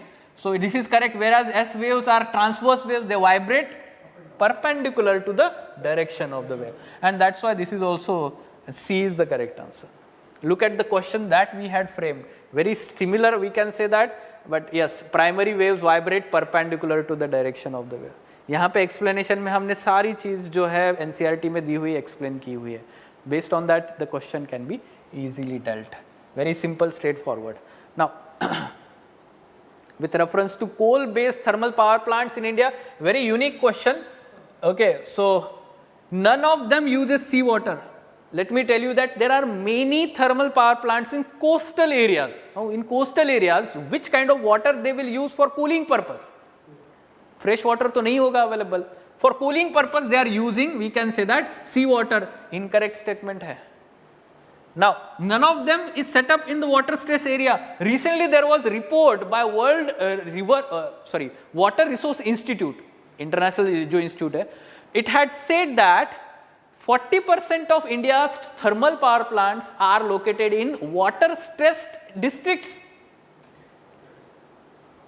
मतलब अगर आपने news में पढ़ा होगा, आपके जहन में रहा होगा सिर्फ ऐसे ही, तो भी आपको समझ, अरे राजस्थान के ऐसे ऐसे डिस्ट्रिक्ट में भी थर्मल पावर प्लांट है जहां पर पानी का ऐसे भी प्रॉब्लम है. So one can easily eliminate this. Now none of them are privately own, many of them are privately own. ठीक है, many of them, let me tell you, Punjab में कई सारे ऐसे पावर प्लांट्स हैं. तो ये तो यहाँ पर करेक्ट क्या है, तीनों भी गलत है. So none is the correct answer. Fine, okay, let's now move on to next question. ये साइंस के क्वेश्चंस है, बाद में इकोनॉमी के क्वेश्चंस है. सेल्फ हेल्प ग्रुप डील कर लिया है. This one is also dealt. Public sector. Okay, this question, look at this. UN, okay, according to United Nation World Water Development Report 2022, and अगर ये आपको शायद फैक्चुअली मुश्किल लग रहा हो, ठीक है, I am using the logic, look at the statement, कैसे मैं सॉल्व करता हूँ इस क्वेश्चन को. You may not have read about report, no, इतना डिटेल में कौन पढ़ता है या याद नहीं रहेगा. Look at the second statement then. India needs to extract more than quarter of world's groundwater each year to satisfy drinking water and sanitation needs of almost 18%. 18% है, but ये satisfy करने के लिए हम इतना पानी निकालते हैं क्या? What is the primary use of groundwater that we have in India? Almost 80% of is used for agriculture, irrigation. अगर ये आपका बेसिक फैक्ट आपको पता है तो ये एलिमिनेट करिए. If second statement is incorrect and first is correct, क्या आंसर होगा? सी इज द करेक्ट आंसर. मुझे नहीं पता है ये फैक्ट सही है या नहीं है, दूसरा कोई आंसर ही हो नहीं सकता. This is how you need to deal with these questions, right? Fine, now other questions are covered here. Now, which one question? This one, Somalia wala, right? Yes, yes, yes. Now, which of the following countries has been suffering from decades of civil strife? One key term. Food shortages, hunger, and was in news recently past very severe famine.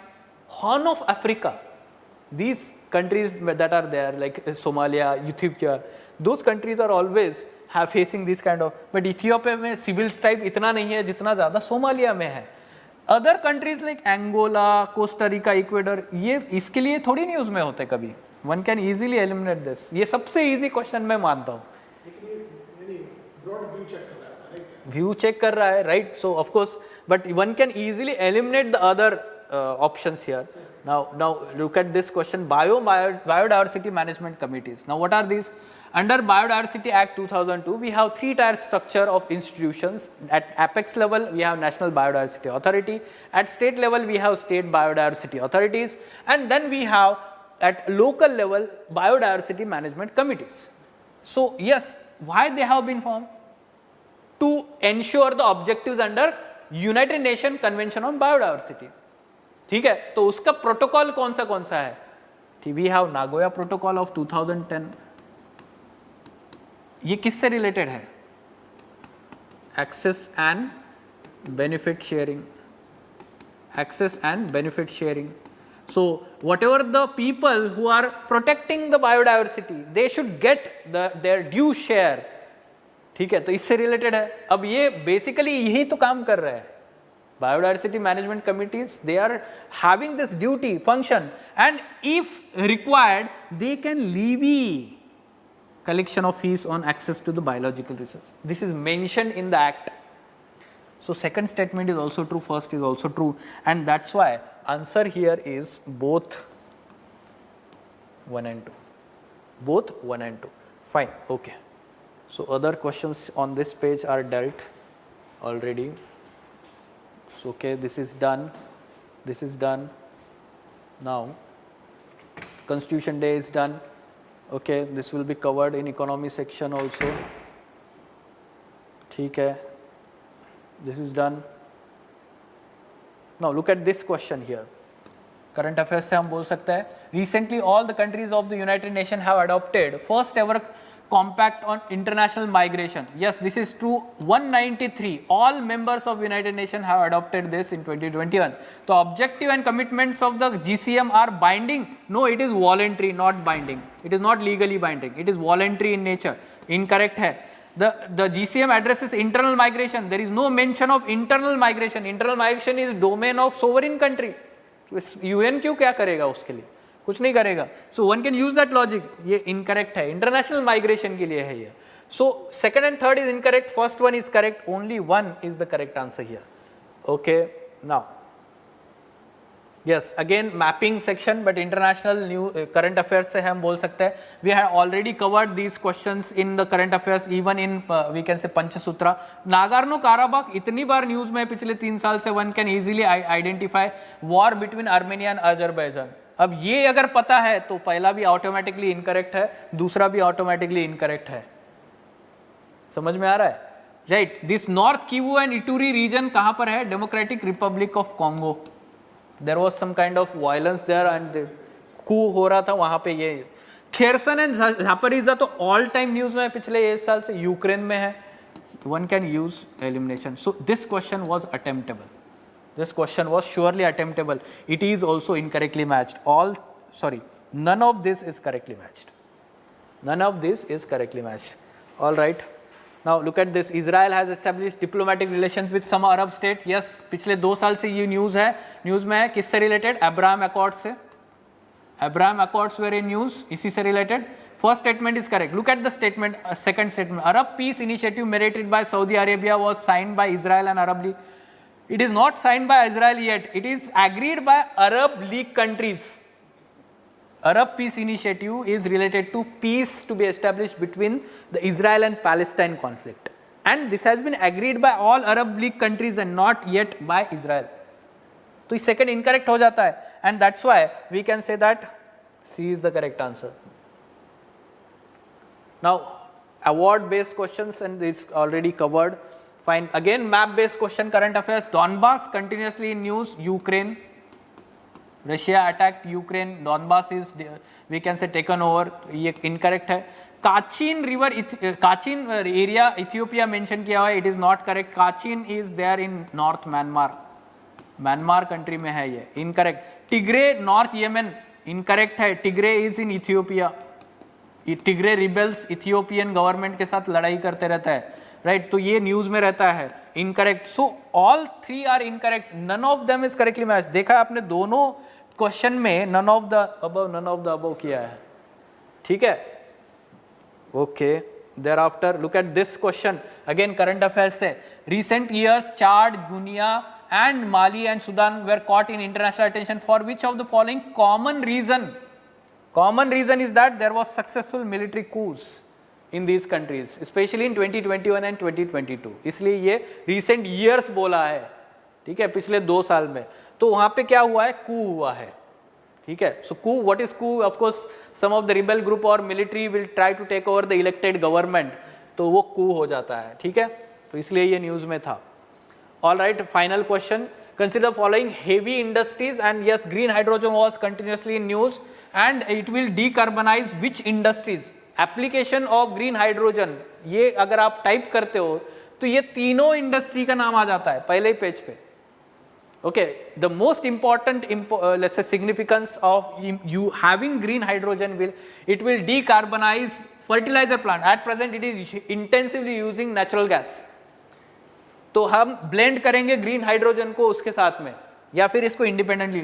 Oil refineries, of course it will let's say decarbonise that also, and steel plants also, steel industry also.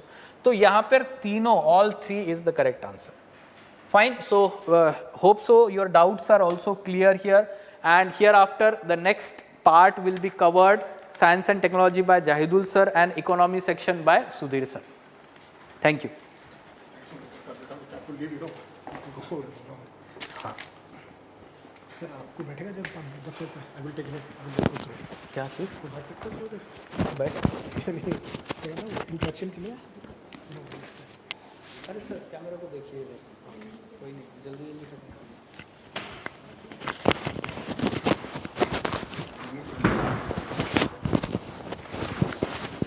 आप बैठोगे यहीं पे है ना? नहीं बैठ जाना, ठीक है. कौन सा दिखाइए. नहीं.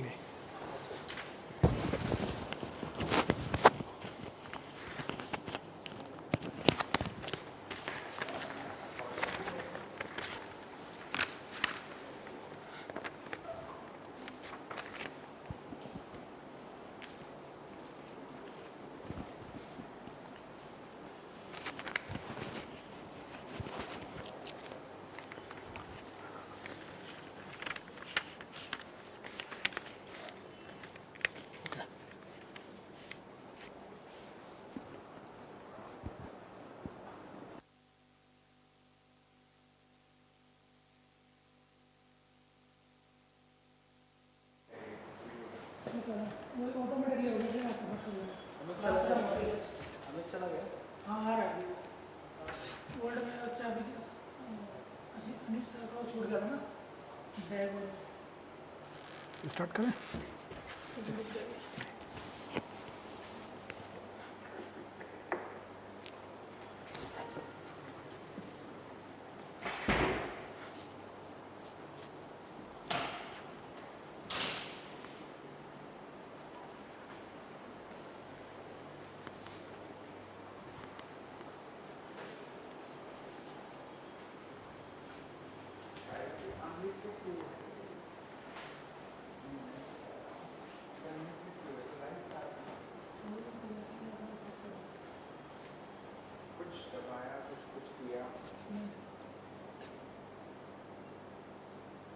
हेलो, क्या हो गया?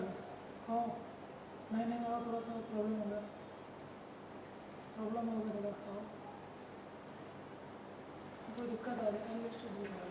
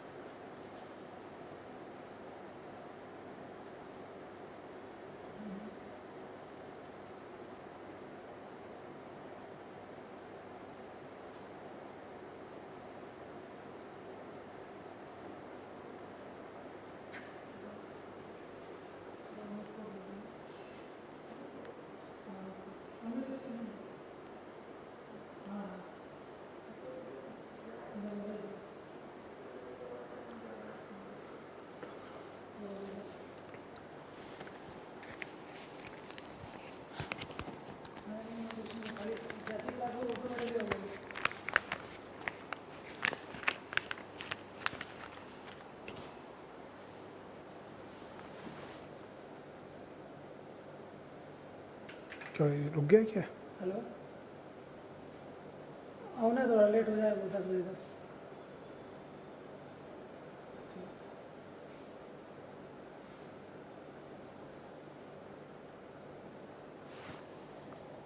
और YouTube में अगर देखें तो नॉर्मल सर्च करके नहीं तो खुले जाए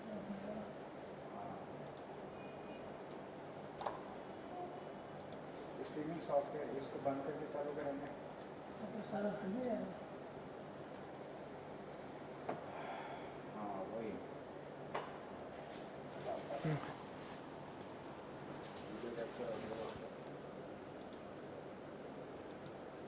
शिव जी से पूछो क्या करना चाहिए। शिव जी करता रहता है ना बीच बीच में, वो भी फेस करते हैं ये सारी चीज़ें। ट्रेन में क्यों? घर गए ना, होम टाउन ये देखिए ठीक है ये। वैसे ठीक है ना, एक मिनट रुको।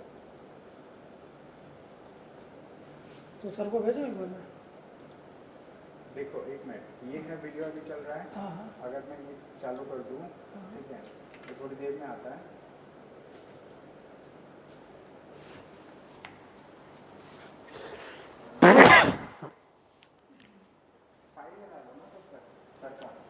आपका कोई दूसरा पहले ही है sir.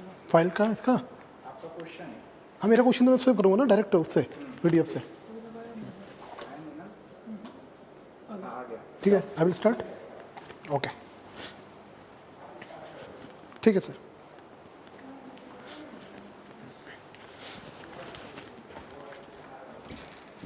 Okay, welcome everyone for the discussion of CSE 2023 paper. We will be discussing economics question, right? So where is this stylus?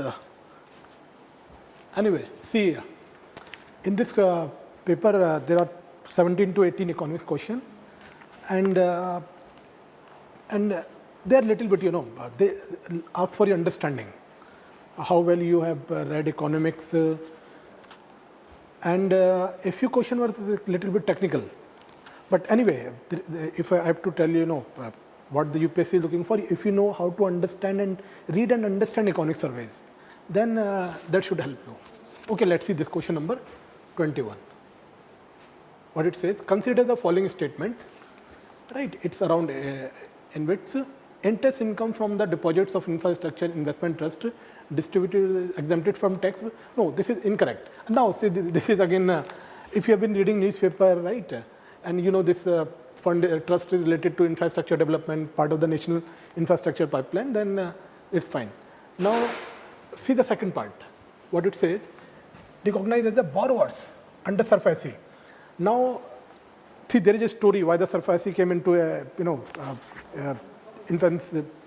insolvency code, right, bankruptcy code, and what is the meaning of definition of borrower? When you say somebody is borrower under SURFACE, it has meaning, right?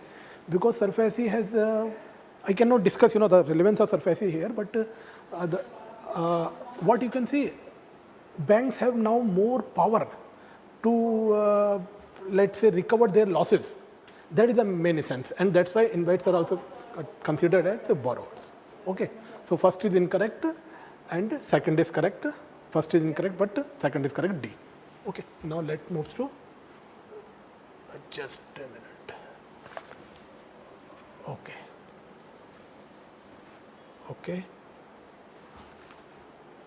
Okay, now this question number 22 as a sitter, what it says, in the post-pandemic recent past, many central banks worldwide have carried out interest rate hikes. Yes, you have been observing. In fact, a famous management guru Ramcharan said that inflation will, is going to travel us for another 1.5 years, right? And that is what happening. And to overcome that, to counteract that, the central banks generally assume that they have it's a part of monetary policy, right? By raising interest rate, you can, control inflation. And that is one of the major mandate of even MPC in India. Okay, so both are correct, right? Both statements are correct, and A should be the answer. Now, okay, now this is a very, I will say very fine question. Very fine means See, what it says, carbon markets are likely to be one of the most widespread tools to fight against climate change. This is fine, right? You know the story, cap and trade, right? Cap and trade mechanism, and from Kyoto, right? That's fine. But if you can you understand the second part? Carbon market transfer resources from the private sector to the state. Okay. Now this is correct. This is correct. And see that mechanism of this trading, carbon trading, it leads to the transfer of private sector, resources from the private sector to the state. So please be, be on guard that option 2 is also correct. Both are correct. Then A should be the okay. Fight against right. Both options are correct here. And just a minute. Let me see one more thing.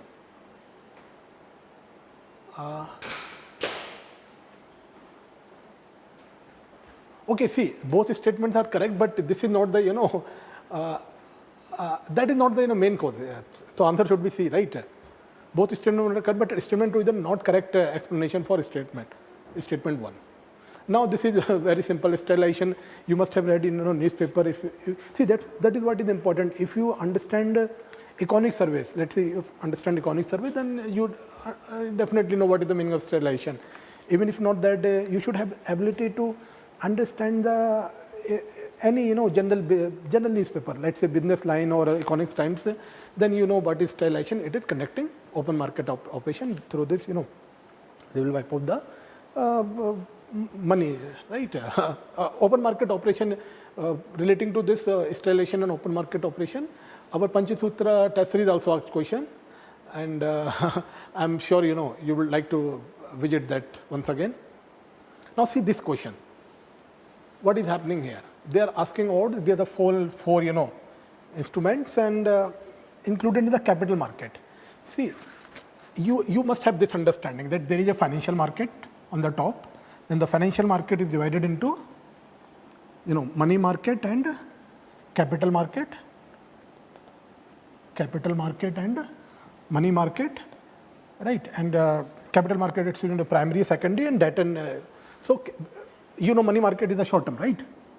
And the capital market is the more than 1 year. So government bond stock and the stock market, these are the part of your capital market. Only 2, right? Call money market is short duration, right? Treasury bill market. See again on treasury bill market, you must recall one important fact that treasury bills makes the largest chunk of your India's debt. So this is one thing you should keep in mind. Okay, now let's see this question. Okay, a small farmer, large field. Now see this kind of questions. Let's say if you are reading National Farmer Policy, you have read a few secondary RC reports, then some sensibilities will develop. Okay, some important policy document you have read, then you will not even you will just tell what it means, and because in government documents, policy documents, this terms appear again and again. A small farmer, large field, and what it means is many marginal farmers in an area organize themselves into groups and synchronize and harmonize selected agriculture operation. See, its idea is not to its idea is not to many marginal. See what the C option says. Just see the many marginal farmers in an area together make a contact with a corporate body. No. That is not the essence of this small farmer, large field concept.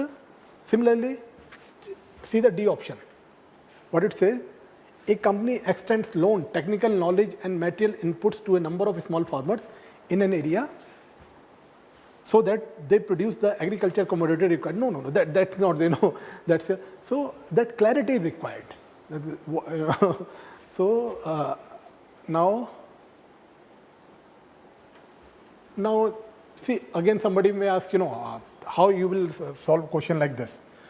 Let's say when you are reading about minimum support price, right, issues of the tribes, then try to study it with some not syllabus, what is the essence of through what the syllabus asks, And let's say if you are concerned for the tribals and farmers, then automatically you will try to know, okay, what are the things, commodities for which India provides MSP, and if you are let's say concerned about the rights of the tribes, then automatically you will try to know, okay, what is Niger, then you will know, okay, Niger is also cultivated at Kharif crop, and some tribal people use it for oil for cooking. So all three are correct in this. So I will say it's a good question, right? Now see, this is a tricky question. Why is it tricky? See, they are asking, our consider intangible investment.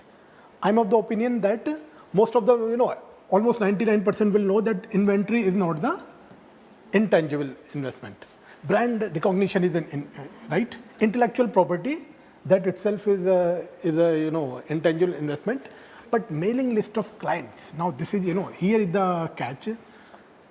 See, when you say Ministry of Corporate Affairs, you have to, take the official source. The Ministry of Corporate Affairs defines the mailing list of the clients as intangible investment. So that is what you have to mark, and that's why your only three should be the answer. Just a minute. Okay. This thing we have already discussed. Now come to this part. 30. Now again, this is, I will say this is slightly.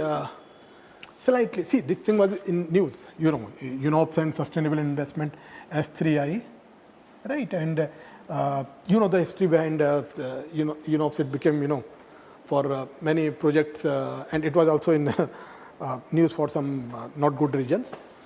But again, see, all that thing is fine. But now here comes the understanding. It started in Caribbean. It started with investment with affordable housing.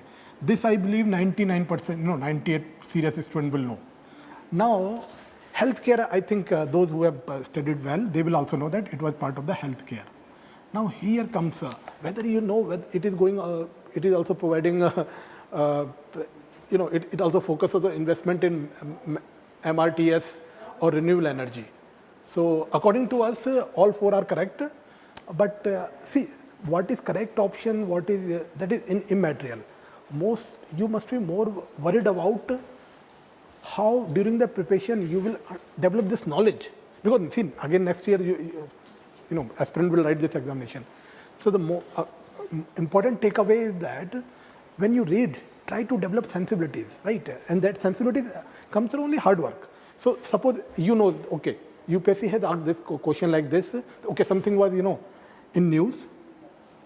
Of the sustainable investment in infrastructure innovation. This thing was in news, and if something is in news, UPSC asks question like this. So you will keep this thing in mind, and when you will, read some newspaper or reports, I should say read reports and newspaper, because reports are more important than newspaper. So keep this thought in mind. Okay. So I hope now this is fine. Okay, this is also we have done. Constitution part we have also done. Okay. Now we will go to the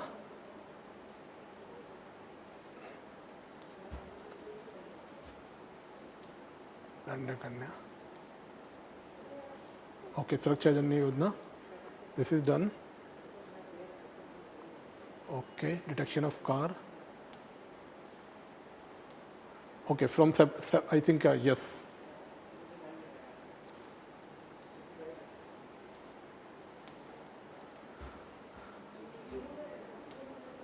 From 70, you'll find economics question, right? Okay, now let's see. 70, yes, 71. Consider the following statement with reference to India, MSME Act. The medium enterprises. See, you must know there was a change in definition, right? Micro, small, and medium enterprises. And see, not only in prelims. If I'm not mistaken, this was also asked in management optional question paper in mains. And if I'm not mistaken, this was also asked in the economics. So can you see, if you are writing a government examination, this is an important factor. As an administrator, you have to, work for, look after the rights of MSME. So this understanding is important. Okay, this was 50 crore. This is incorrect. This was not 25 crore. Okay. Now see again. First thing might be like database, right? Database, whether it is 50 crore or not. But second option, that is more, that checks your industry. All bank loans to the micro, small and medium enterprises qualify as under the priority sector. How it could be, right? Even for medium enterprises, how it can, come under the priority sector. From micro and small, it is fine. Okay, let me even give you some. It is for agriculture and micro enterprises. It comes under priority sector lending. Micro and small enterprises in agriculture, it comes under priority sector lending. Okay, so this is fine. So first is incorrect, your second is correct. Okay, so this is fine. Now come to the, okay, see this question. So now this is on the central bank digital currency. Digital currency is larger subset. So this is your digital currency, then your cryptocurrency, they are the part of, right? Cryptocurrency, they are the part of this. And see what has happened after the invention of digital currency by central bank. There is a thing called innovator's dilemma. This thing you must know. In fact, my understanding is this, knowing innovator dilemma is even more important than knowing this question. See what happens. Let's say US started its digital currency. Now gradually it will spread. But US dollar itself plays a big role, it's a prominent role in the Indian economy, the world economy transactions. So if US will promote its digital currency, it is going to kind of replace or cannibalize US dollar. So that is called innovator's dilemma. If you're innovating something, but that might be, cannibalize your own product. What it says, it is possible to make payment digital currency without using US dollar SWIFT. Yes, that was the point, right? That was the essence. So it is correct. Now see, you know that cryptocurrencies can be framed in such a way that time frame for spending it. And suppose this thing, cryptocurrencies are like that, and cryptocurrencies are the part of digital currency. So it has to be correct. So both 1 and 2 are correct. C, right? C is correct.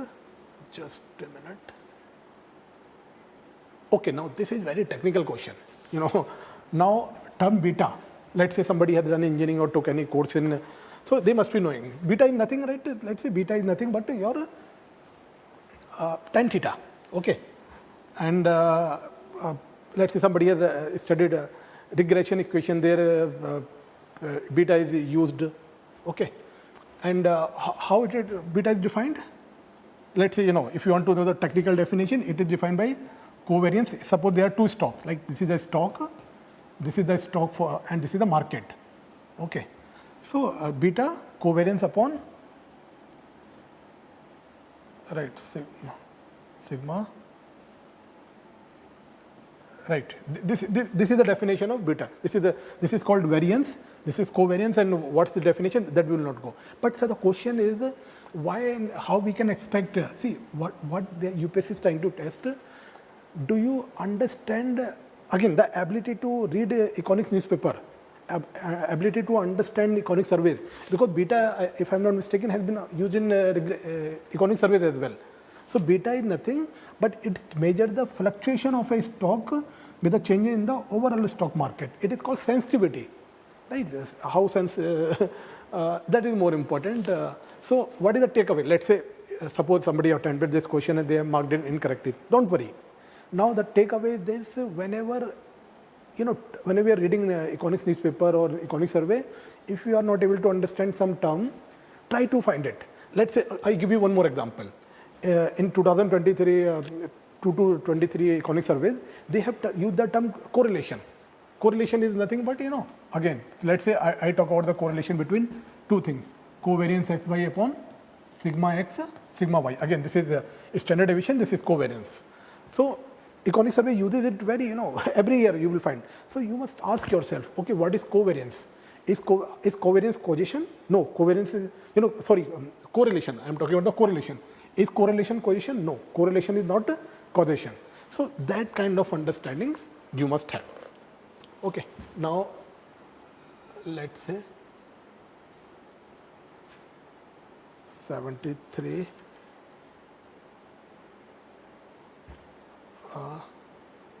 Okay, self-help group. Now self-help group we have already discussed, but it was not started by the State Bank of India, right? You must know that program. It was started by NABARD and RBI. And in fact, in 2016, if you see mains question paper, GS2 or I think GS3, bank linkage program they talked about. So this is a very important favorite topic of UPSC, especially in mains. Okay, and this is correct. B is correct. First is incorrect, and third is also correct. Okay. So now I think I've discussed all the questions related to economics. Now the remaining part will be taken by our science and tech faculty. Let me check if any question is missing. Okay, now this question is just a minute, 87. Trade and Technology Council, this is correct. Recently the United States of America and the European Union launched Trade and Technology Council, that is correct. But see, see how you can emulate a statement like this even if you know. The US and the European Union claim that through this they are trying to bring technological progress and physical productivity under their control. See, why say, even if they do this kind of agreement or treaty, it is not, it should generally not happen, right? It should be, bring technological progress and physical productivity under everyone. Okay, why only under their control? So for that reason, this statement 2 is incorrect and statement 1 is correct. Okay, C should be the answer. Let me see more. Okay, now 86. This is, this question is there. Switzerland is, see, this is a very common fact. I think many aspirants know this, that Switzerland is a large exporter of gold, and other are UAE also is a big large exporter of gold, right? UAE is there, is one of the leading exporter of gold in terms of value, and India is a big importer of gold, right? Switzerland had the second largest reserves in the, so now this is see, it is not necessary to somebody has to have reserve to have to be a large exporter, right? For example, India is itself a very large exporter of crude oil and as well as importer. India imports gems and jewelry in large amount after polishing, and they export. So, but in India resources are not so that value addition that processing can happen in the country. So for that reason, Switzerland has the second largest. Switzerland does not have the high reserves. Reserves are big in USA, Germany. So see, what is the takeaway? Takeaway: this a country can be a large exporter even without having sorry, just a minute. What happened? Okay, even without having large reserves. That is the important takeaway. Now, let me see if any other question. Okay, now see this thing. 88, question number 88. India accounts for the 3.2% of global export of goods, merchandise, merchandise they are talking. No, that's incorrect, right? See, generally India's service export is more. See, this is the big picture. What is the big picture? You have to, suppose, how will you remember number? But you can remember the big picture. What is the big picture? That India's surplus in service, right? Surplus in service, surplus of export, service export, helps to balance India's deficit in your current account deficit, mainly through this, your deficit in your merchandise goods. Okay, this is one thing. So if you have that understanding, so remember, if I'm not mistaken, it is around 1.7%. Okay, the export is around that.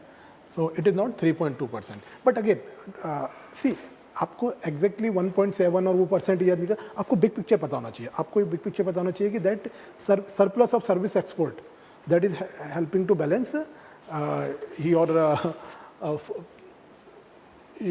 deficit of merchandise goods and other other deficits. That is more important. Just a minute. Okay. Now stability. Okay, now see this question.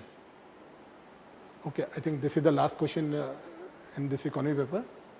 What it says: Stability and Growth Pact of the European Union. Stability and Growth Pact of the European Union is a treaty that limits the level of the budgetary deficit of the country.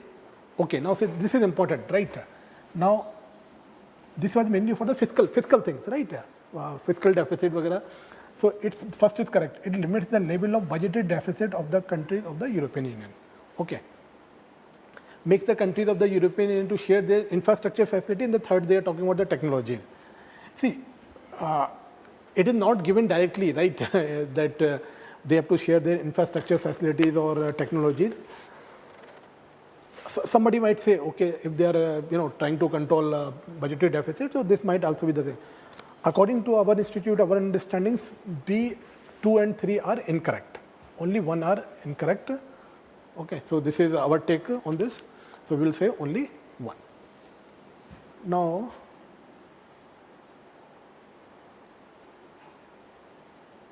just a minute.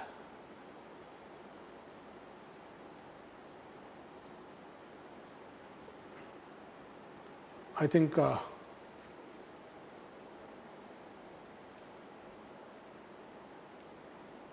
okay. So, this question, although we have discussed, but again, we will do. What it says, consider the following statement of G20 countries were originally established as a platform for. See, what is the history of G20? When the Asian economic crisis came, right, banking crisis. So then this G20 group was formed mainly to discuss for the finance minister and the central bank. So that is correct. Okay, and this thing you must have seen news recently. Digital public infrastructure is one of the priorities, India's G20 priority. It is in news, and it has bearing on national infrastructure pipeline, right? So, you must know. See, if I can say, you must know the 9 pillars of digital plan, right? Digital India, because this has been the favorite question of UPSC. And they want to know that you must know the 9 pillars of Digital India. Okay, for this understanding, our next faculty will take up the science and tech question. Thank you very much.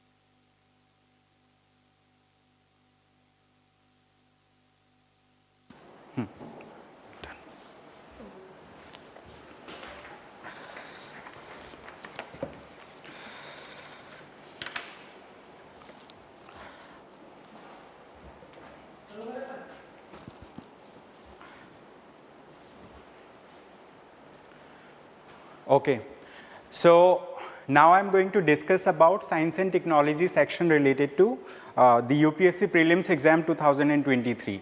So let us quickly look at the the questions one by one. Okay, so we are going to discuss these questions. Although I had identified 14 questions from science and technology area, however 7 to 8 questions have already been taken by another faculty as part of random questions, alright. So I am going to discuss the remaining questions from science and technology quickly. So let's discuss these questions one by one.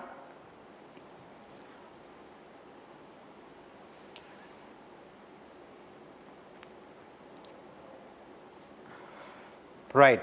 So this is the question that we are going to look into. So this question is related to, necessarily this topic is related to stars, all right. So this topic is relevant from the point of view stars. So when we talk about stars, so they form a part of space science, okay. They form a part of space science, okay. Stars form a part of space science. So now let us discuss about these types of stars that they have asked, okay.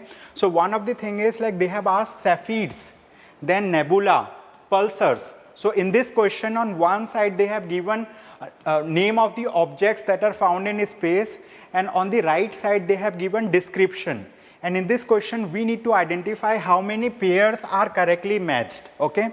So we need to have an understanding, let's say we need to have an understanding what these topics represent actually, all right. So when we talk about Cepheids, so Cepheids are generally stars which brighten and dim periodically. These are those kind of stars, I mean whose brightness keep on changing on a certain period of time after an interval. So that interval is also fixed, okay. So Cepheids are these types of stars, okay, like whose brightness keeps on changing. And if we talk about nebula, okay, so nebula are giant clouds of dust and gas in space, okay. So nebulas are also called as birthplaces of stars, means like these are dust particles and gases that are surrounded in this space, that are found in this space. But the thing is from nebula itself stars originate, stars generate, all right. So these two topics are interchanged. So first pair and second pair are not matched. If we talk about third pair, pulsars. So pulsars are neutron stars that are formed when massive stars run out of fuel and collapse, okay. So these are remnants of stars, and these pulsars are part of, let's say they are supermassive neutron stars, okay. So they have, let's say if we talk about pulsars, so if we talk about neutron stars, so they are of the mass or size of about 20-25 stars in our galactic system. For example, if we compare it with sun, okay, so it is 20 to 25 times that of a sun if we talk about neutron stars. So pulsars are neutron stars, okay. The first two are interchanged. So if we need to identify how many pairs are correctly matched, only one pair is correctly matched in this particular question, which is option A would be the right answer in this case, okay, option A. So with this, we are going to take another question quickly. This is next question. All right. So we are going to discuss about this question. It says, which one of the following countries has its own satellite navigation system? We need to identify that country that has its own satellite navigation system. So when we talk about satellite navigation system, so this is a part of, let's say, information technology, and also we can say it to be a part of space technology, okay, space technology. So this is the area from which this question has been framed. And if we talk about the country that has its own satellite navigation system, it is known as Japan. Japan has a satellite navigation system which is known as quasi-zenith satellite system, okay. So name of the satellite system is quasi-zenith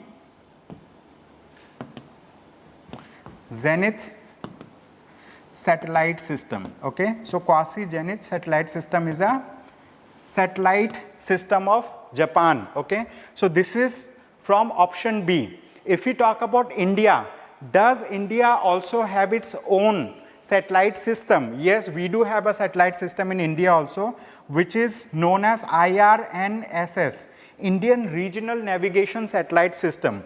It is simply known as NAVIC. Navik means navigation with Indian constellation. Okay, so this is a it is a group of 7 satellites, okay, which is known as Navik. This is in case of India. This is just an additional information. Okay, so India also has its own satellite system, although in this question they have not asked it. They have like given options: Australia, Canada, Israel and Japan. So Japan has its own satellite navigation system, which is known as quasi-zenith satellite system. So correct answer for this question would be option D.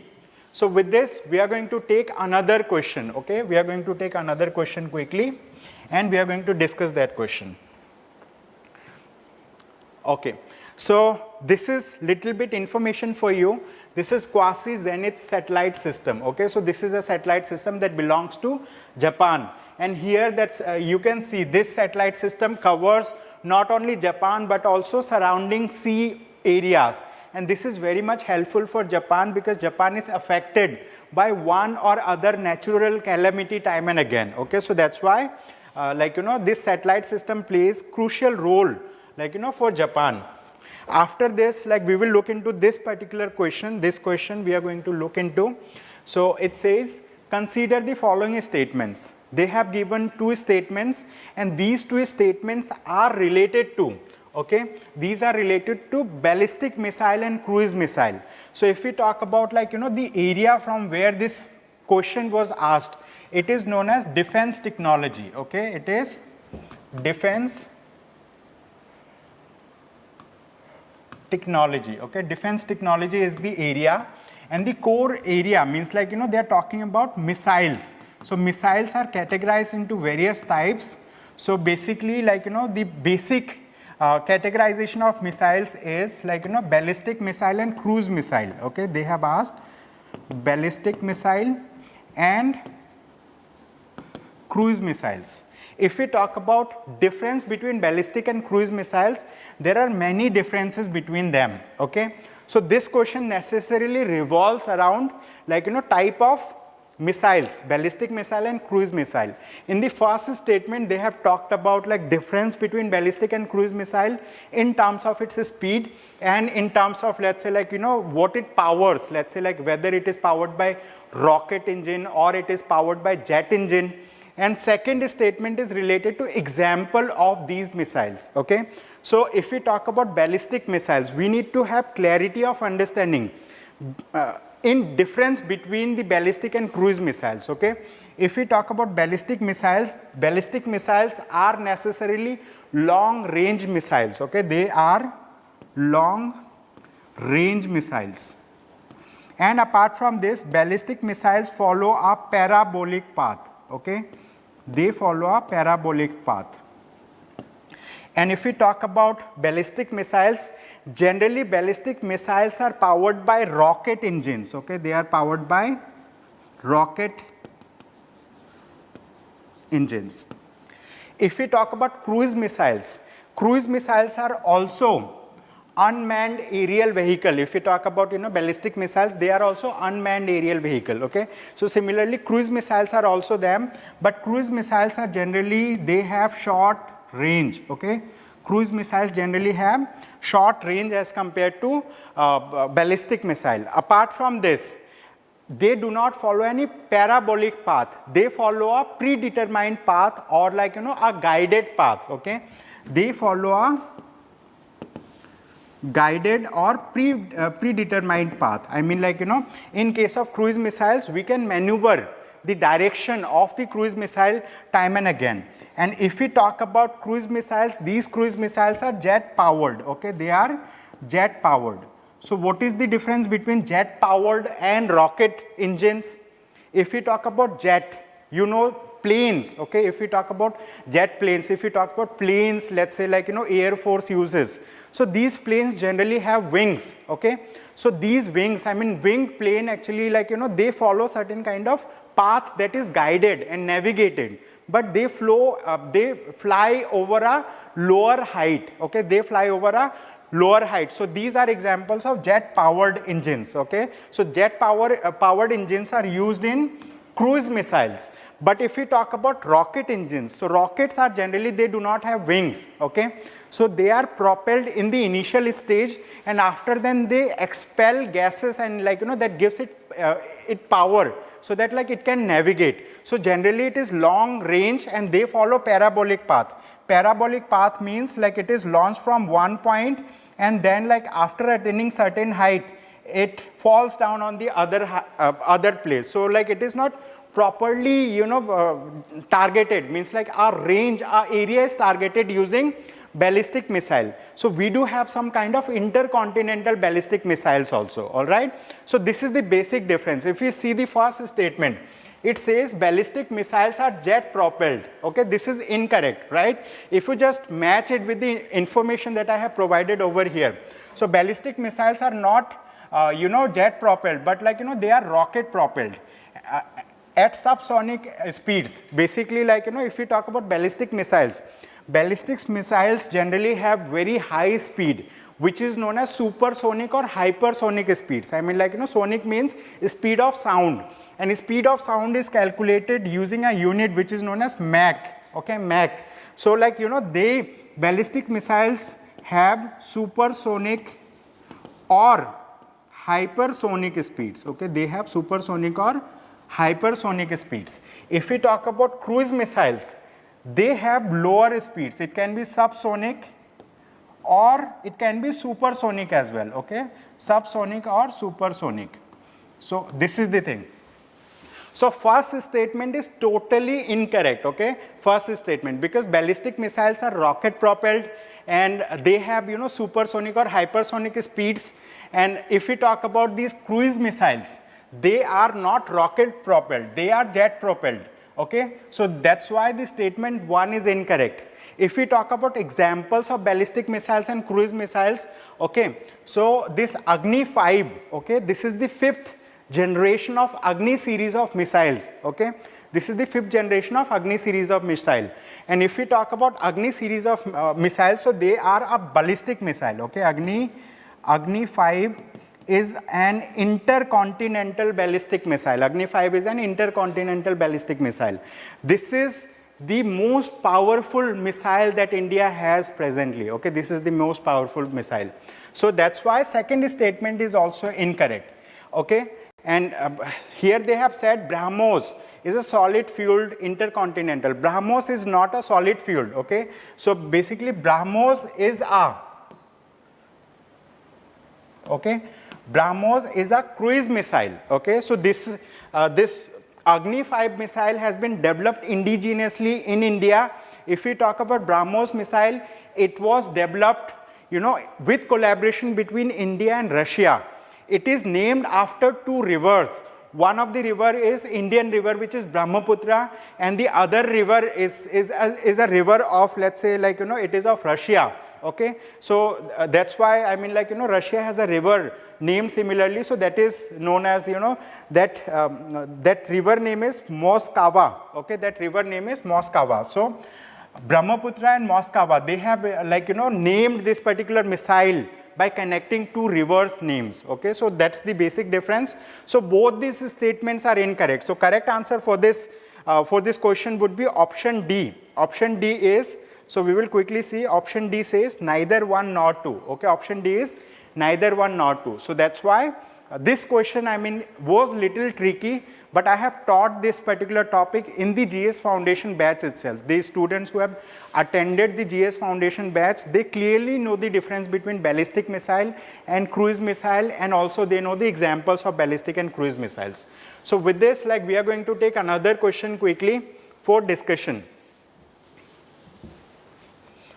So in the science and technology paper, like, we have seen questions. These questions are equally distributed from multiple subtopics of science and technology, okay. So I'm naming those topics also as I'm discussing the, I mean, like, these questions. So now let us talk about this particular question. It says, consider the following statements regarding mercury pollution, okay. Mercury pollution. Mercury is a metal which stays as liquid in room temperature, okay. Mercury causes pollution also, and for this we have a convention also, which is known as Minamata Convention. Okay, it is known as Minamata Convention. And if we talk about the area from where this question has been asked, this can be called as environmental, okay, environmental science, okay, environmental science or environmental chemistry, okay. You can say it to be a part of environmental science or environmental chemistry. So now let us discuss about this question. It says, like, we need to consider about mercury pollution. All these statements that are given over here, all these statements are, mentioned in the Minamata Convention itself. If you download the document of the convention, you will come across all these statements one by one. It says gold mining activity is a source of mercury pollution in the world. This is right, okay. So gold mining leads to creation of some kind of mercury pollution. Apart from this, the coal-based thermal power plants also cause mercury pollution, all right. Coal-based thermal power plants also cause mercury pollution. And in the Minamata Convention itself, it is mentioned, apart from this, there is another source, okay. So I'm going to share that source also. That clearly mentions that there is no known safe level of exposure to mercury. I mean, like, we have not identified any scientific data. We do not have any research paper that talks about a known safe level of exposure to mercury. There is no known safe level of exposure to mercury. So all the three statements are correct, okay. You just need to see the Minamata Convention document, you will come across this thing, okay. And also, like, recently some papers have been published, okay, some papers, I mean, like, articles were there in the newspaper, so they have talked about, mercury pollution related thing. So all the three are correct, so it makes option C to be the right answer. Option C is the right answer for this question. So with this, we are going to talk about another question quickly.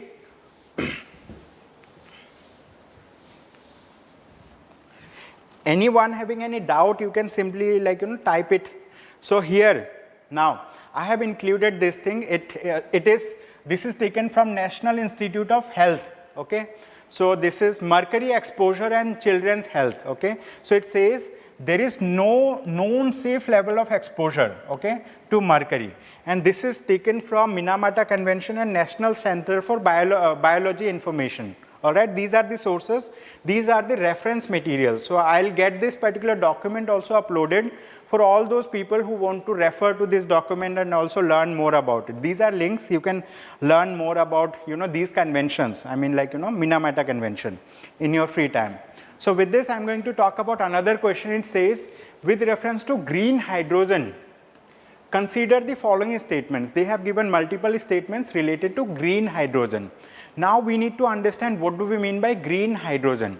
So we know that water stays in the form of H2O. And like if we do electrolysis, okay, there is a process which is known as electrolysis, okay, means like we pass electricity through water, and this particular leads to, I mean, like, separation of molecules of water. So it separates into hydrogen and oxygen. So this is known as electrolysis. Lysis means like breaking of the molecule, okay, water molecule is broken into two.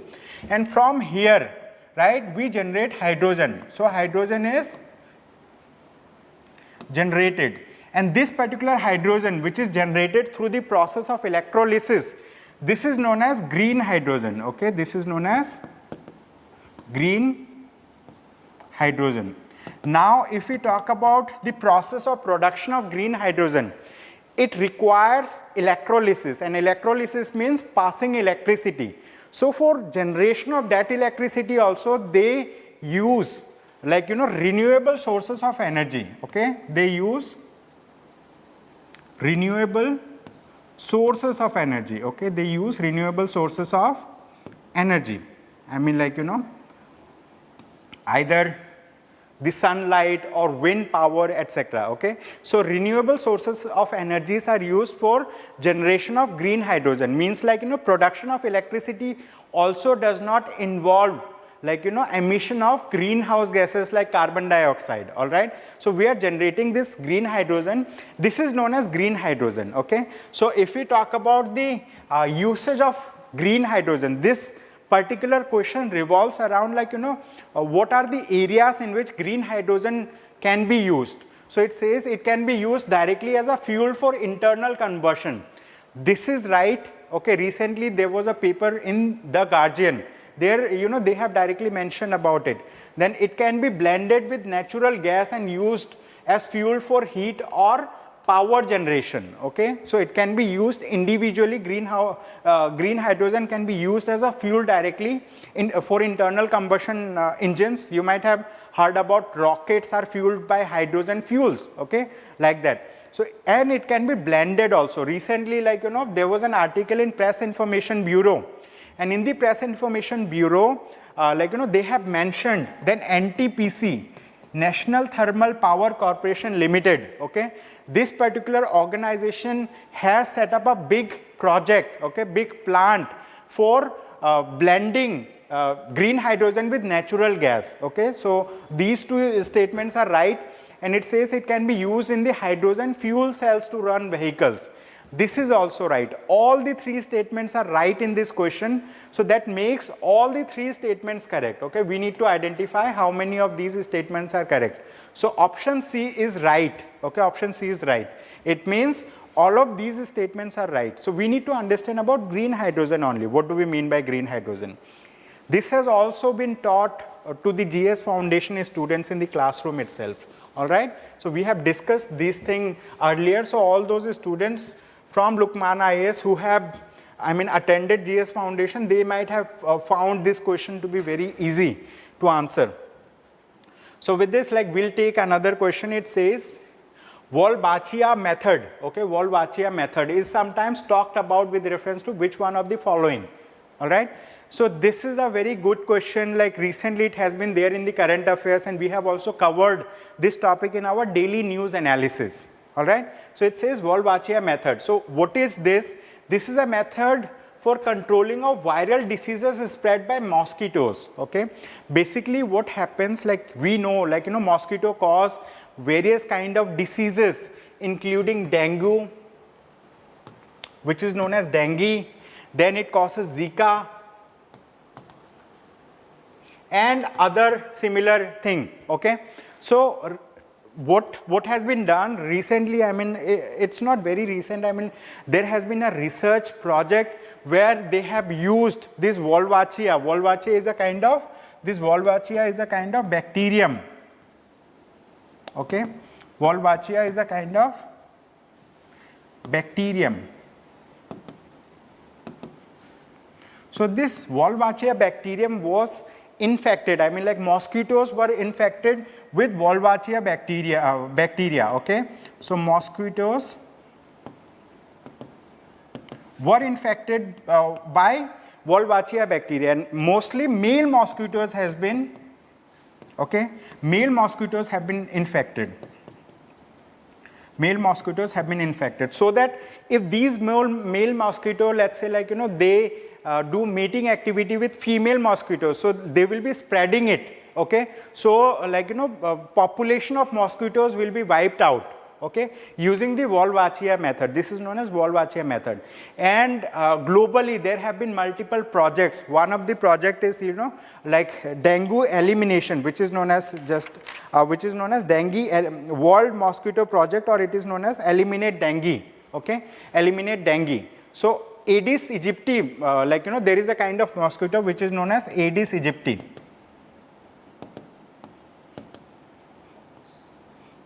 So this kind of mosquito, this type of mosquito was affected with Wolbachia, so that, like, they are themselves infected, and once they mate with female mosquitoes, they are also infected, and this leads to wiping out of the population of mosquitoes, because mosquitoes spread diseases like dengue, chikungunya, and Zika, etc. All right. So that's why for this question the correct answer is option A.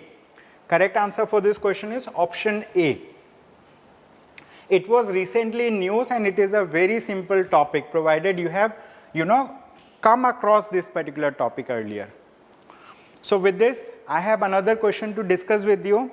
It says, consider the following activities. Okay. So these activities, they have given 3 activities, and they have asked about how many of the above activities are often considered and discussed for carbon capture and sequestration? So you know, like in the environment we have carbon dioxide, and carbon dioxide is a greenhouse gas, okay? It is a greenhouse gas, means it actually, what it does, it increases the global warming, okay? What it does, it increases the global warming, the carbon dioxide, presence of carbon dioxide in the atmosphere, all right? It is a greenhouse gas, it increases global warming. So when we talk about carbon capture and sequestration, what we want to do, we want to reduce the amount of carbon dioxide from the atmosphere, we want to reduce it. And for reducing, we capture them and we store them, okay? Sequestration means storing, okay? It means storing or storage, okay? Storage of carbon, okay? Capturing and storage. And for capturing and storage of carbon, we do have many methods, okay? One of the method is like, spreading finely ground basalt rock on farmlands extensively. What it means, let's say like, rocks are made in the form of powder. I mean, like, they are grind in such a manner that like, they look like powder, and it is spread on the farmlands, okay? So when we spread it on the farmlands, carbon is captured by these finely ground basalt rocks, okay? So this is the method of carbon capture and sequestration. Apart from this, the second one, it says increasing the alkalinity of oceans by adding lime, okay? So like oceans, oceans, I mean, like, they are salty already, but like, what we do, if we add lime to the ocean water, what it does, it increases the alkalinity of the ocean, and increasing in the alkalinity leads to carbon capture and sequestration, okay? It leads to carbon capture and sequestration. The second one is also right. Apart from this, the third statement, it says capturing carbon dioxide released by various industries and pumping it into abandoned subterranean mines in the form of carbonated waters, okay? All these three statements, they are different methods of carbon capture and sequestration. Why we are doing it? Because we want to reduce the amount of greenhouse gases from the atmosphere, so that like we can reduce the global warming, all right? All these three are right. So correct answer for this question would be option C. Option C is the right answer for this question, okay? So this question is also part of environmental chemistry, okay? It is part of, let's say, environmental chemistry or environmental science. So with this, like, we will talk about another question. So this topic, it is talking about aerial metagenomics, okay? This is a topic from biotechnology, okay? This is a topic from biotechnology area. So let us see what this question says. It says aerial metagenomics best refers to which one of the following situation? Collecting DNA samples from air in a habitat at one go. This is the right, right statement. It says, okay, this is the right statement. It simply says that, like, basically if we talk about aerial metagenomics, metagenomics means like, collecting the genes. Genes means collecting the DNA and RNA. When we collect the DNA and RNA, this is known as, like, this is related to genomics, okay? Collecting DNA and RNA from air, okay? From air means like in the air we have many types of microorganisms, we have viruses, we have bacteria, right? So from the air when we are collecting, okay, when we are collecting, this is known as aerial metagenomics, okay? Aerial metagenomics means collecting these things so that like we can study them, we can understand the composition of the air, we can understand the quality of air over there. For this, aerial metagenomics is used, okay? This is a terminology that has been in news, okay? It is a terminology that has been in news, so that's why like this topic has been asked. So with this, we will talk about another question. Right answer is option A for this question. So we'll take another question. It says microsatellite DNA, okay? Microsatellite DNA is used in the case of which one of the following? Studying the evolutionary relationship among the species of fauna. Okay, this is the right answer.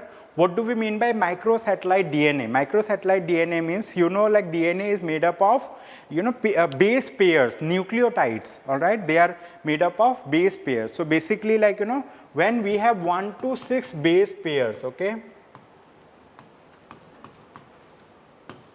When we have 1 to 6 base pairs, so basically they are known as microsatellite DNA, okay?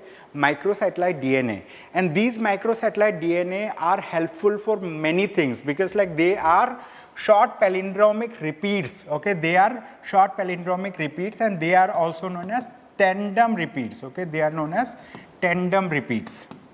So basically these 1 to 6 base pairs, they repeat, you know, they repeat after one another. So these are repeating sequences, and these are used for studying the evolutionary relationship among different individuals of animals, okay? So they are used for understanding the evolutionary relationships among different like individual groups, okay? So this is part of biotechnology. This question is part of biotechnology, which is known as microsatellite DNA, okay? It is known as microsatellite DNA. So it is helpful for doing genetic mapping, forensic analysis, population genetics and evolutionary studies, and also for doing parental testing, okay? For doing parental testing, we use microsatellite DNA, okay? So this is basically a terminology that is used, okay? So with this, like, you know, we have discussed all the questions of science and technology one by one, okay? There were many other questions also in today's discussion, however, that has been taken as part of random question discussion. So that's all from my side for the day. Thank you so much everyone for attending this session. I hope you have a good day ahead. Thank you.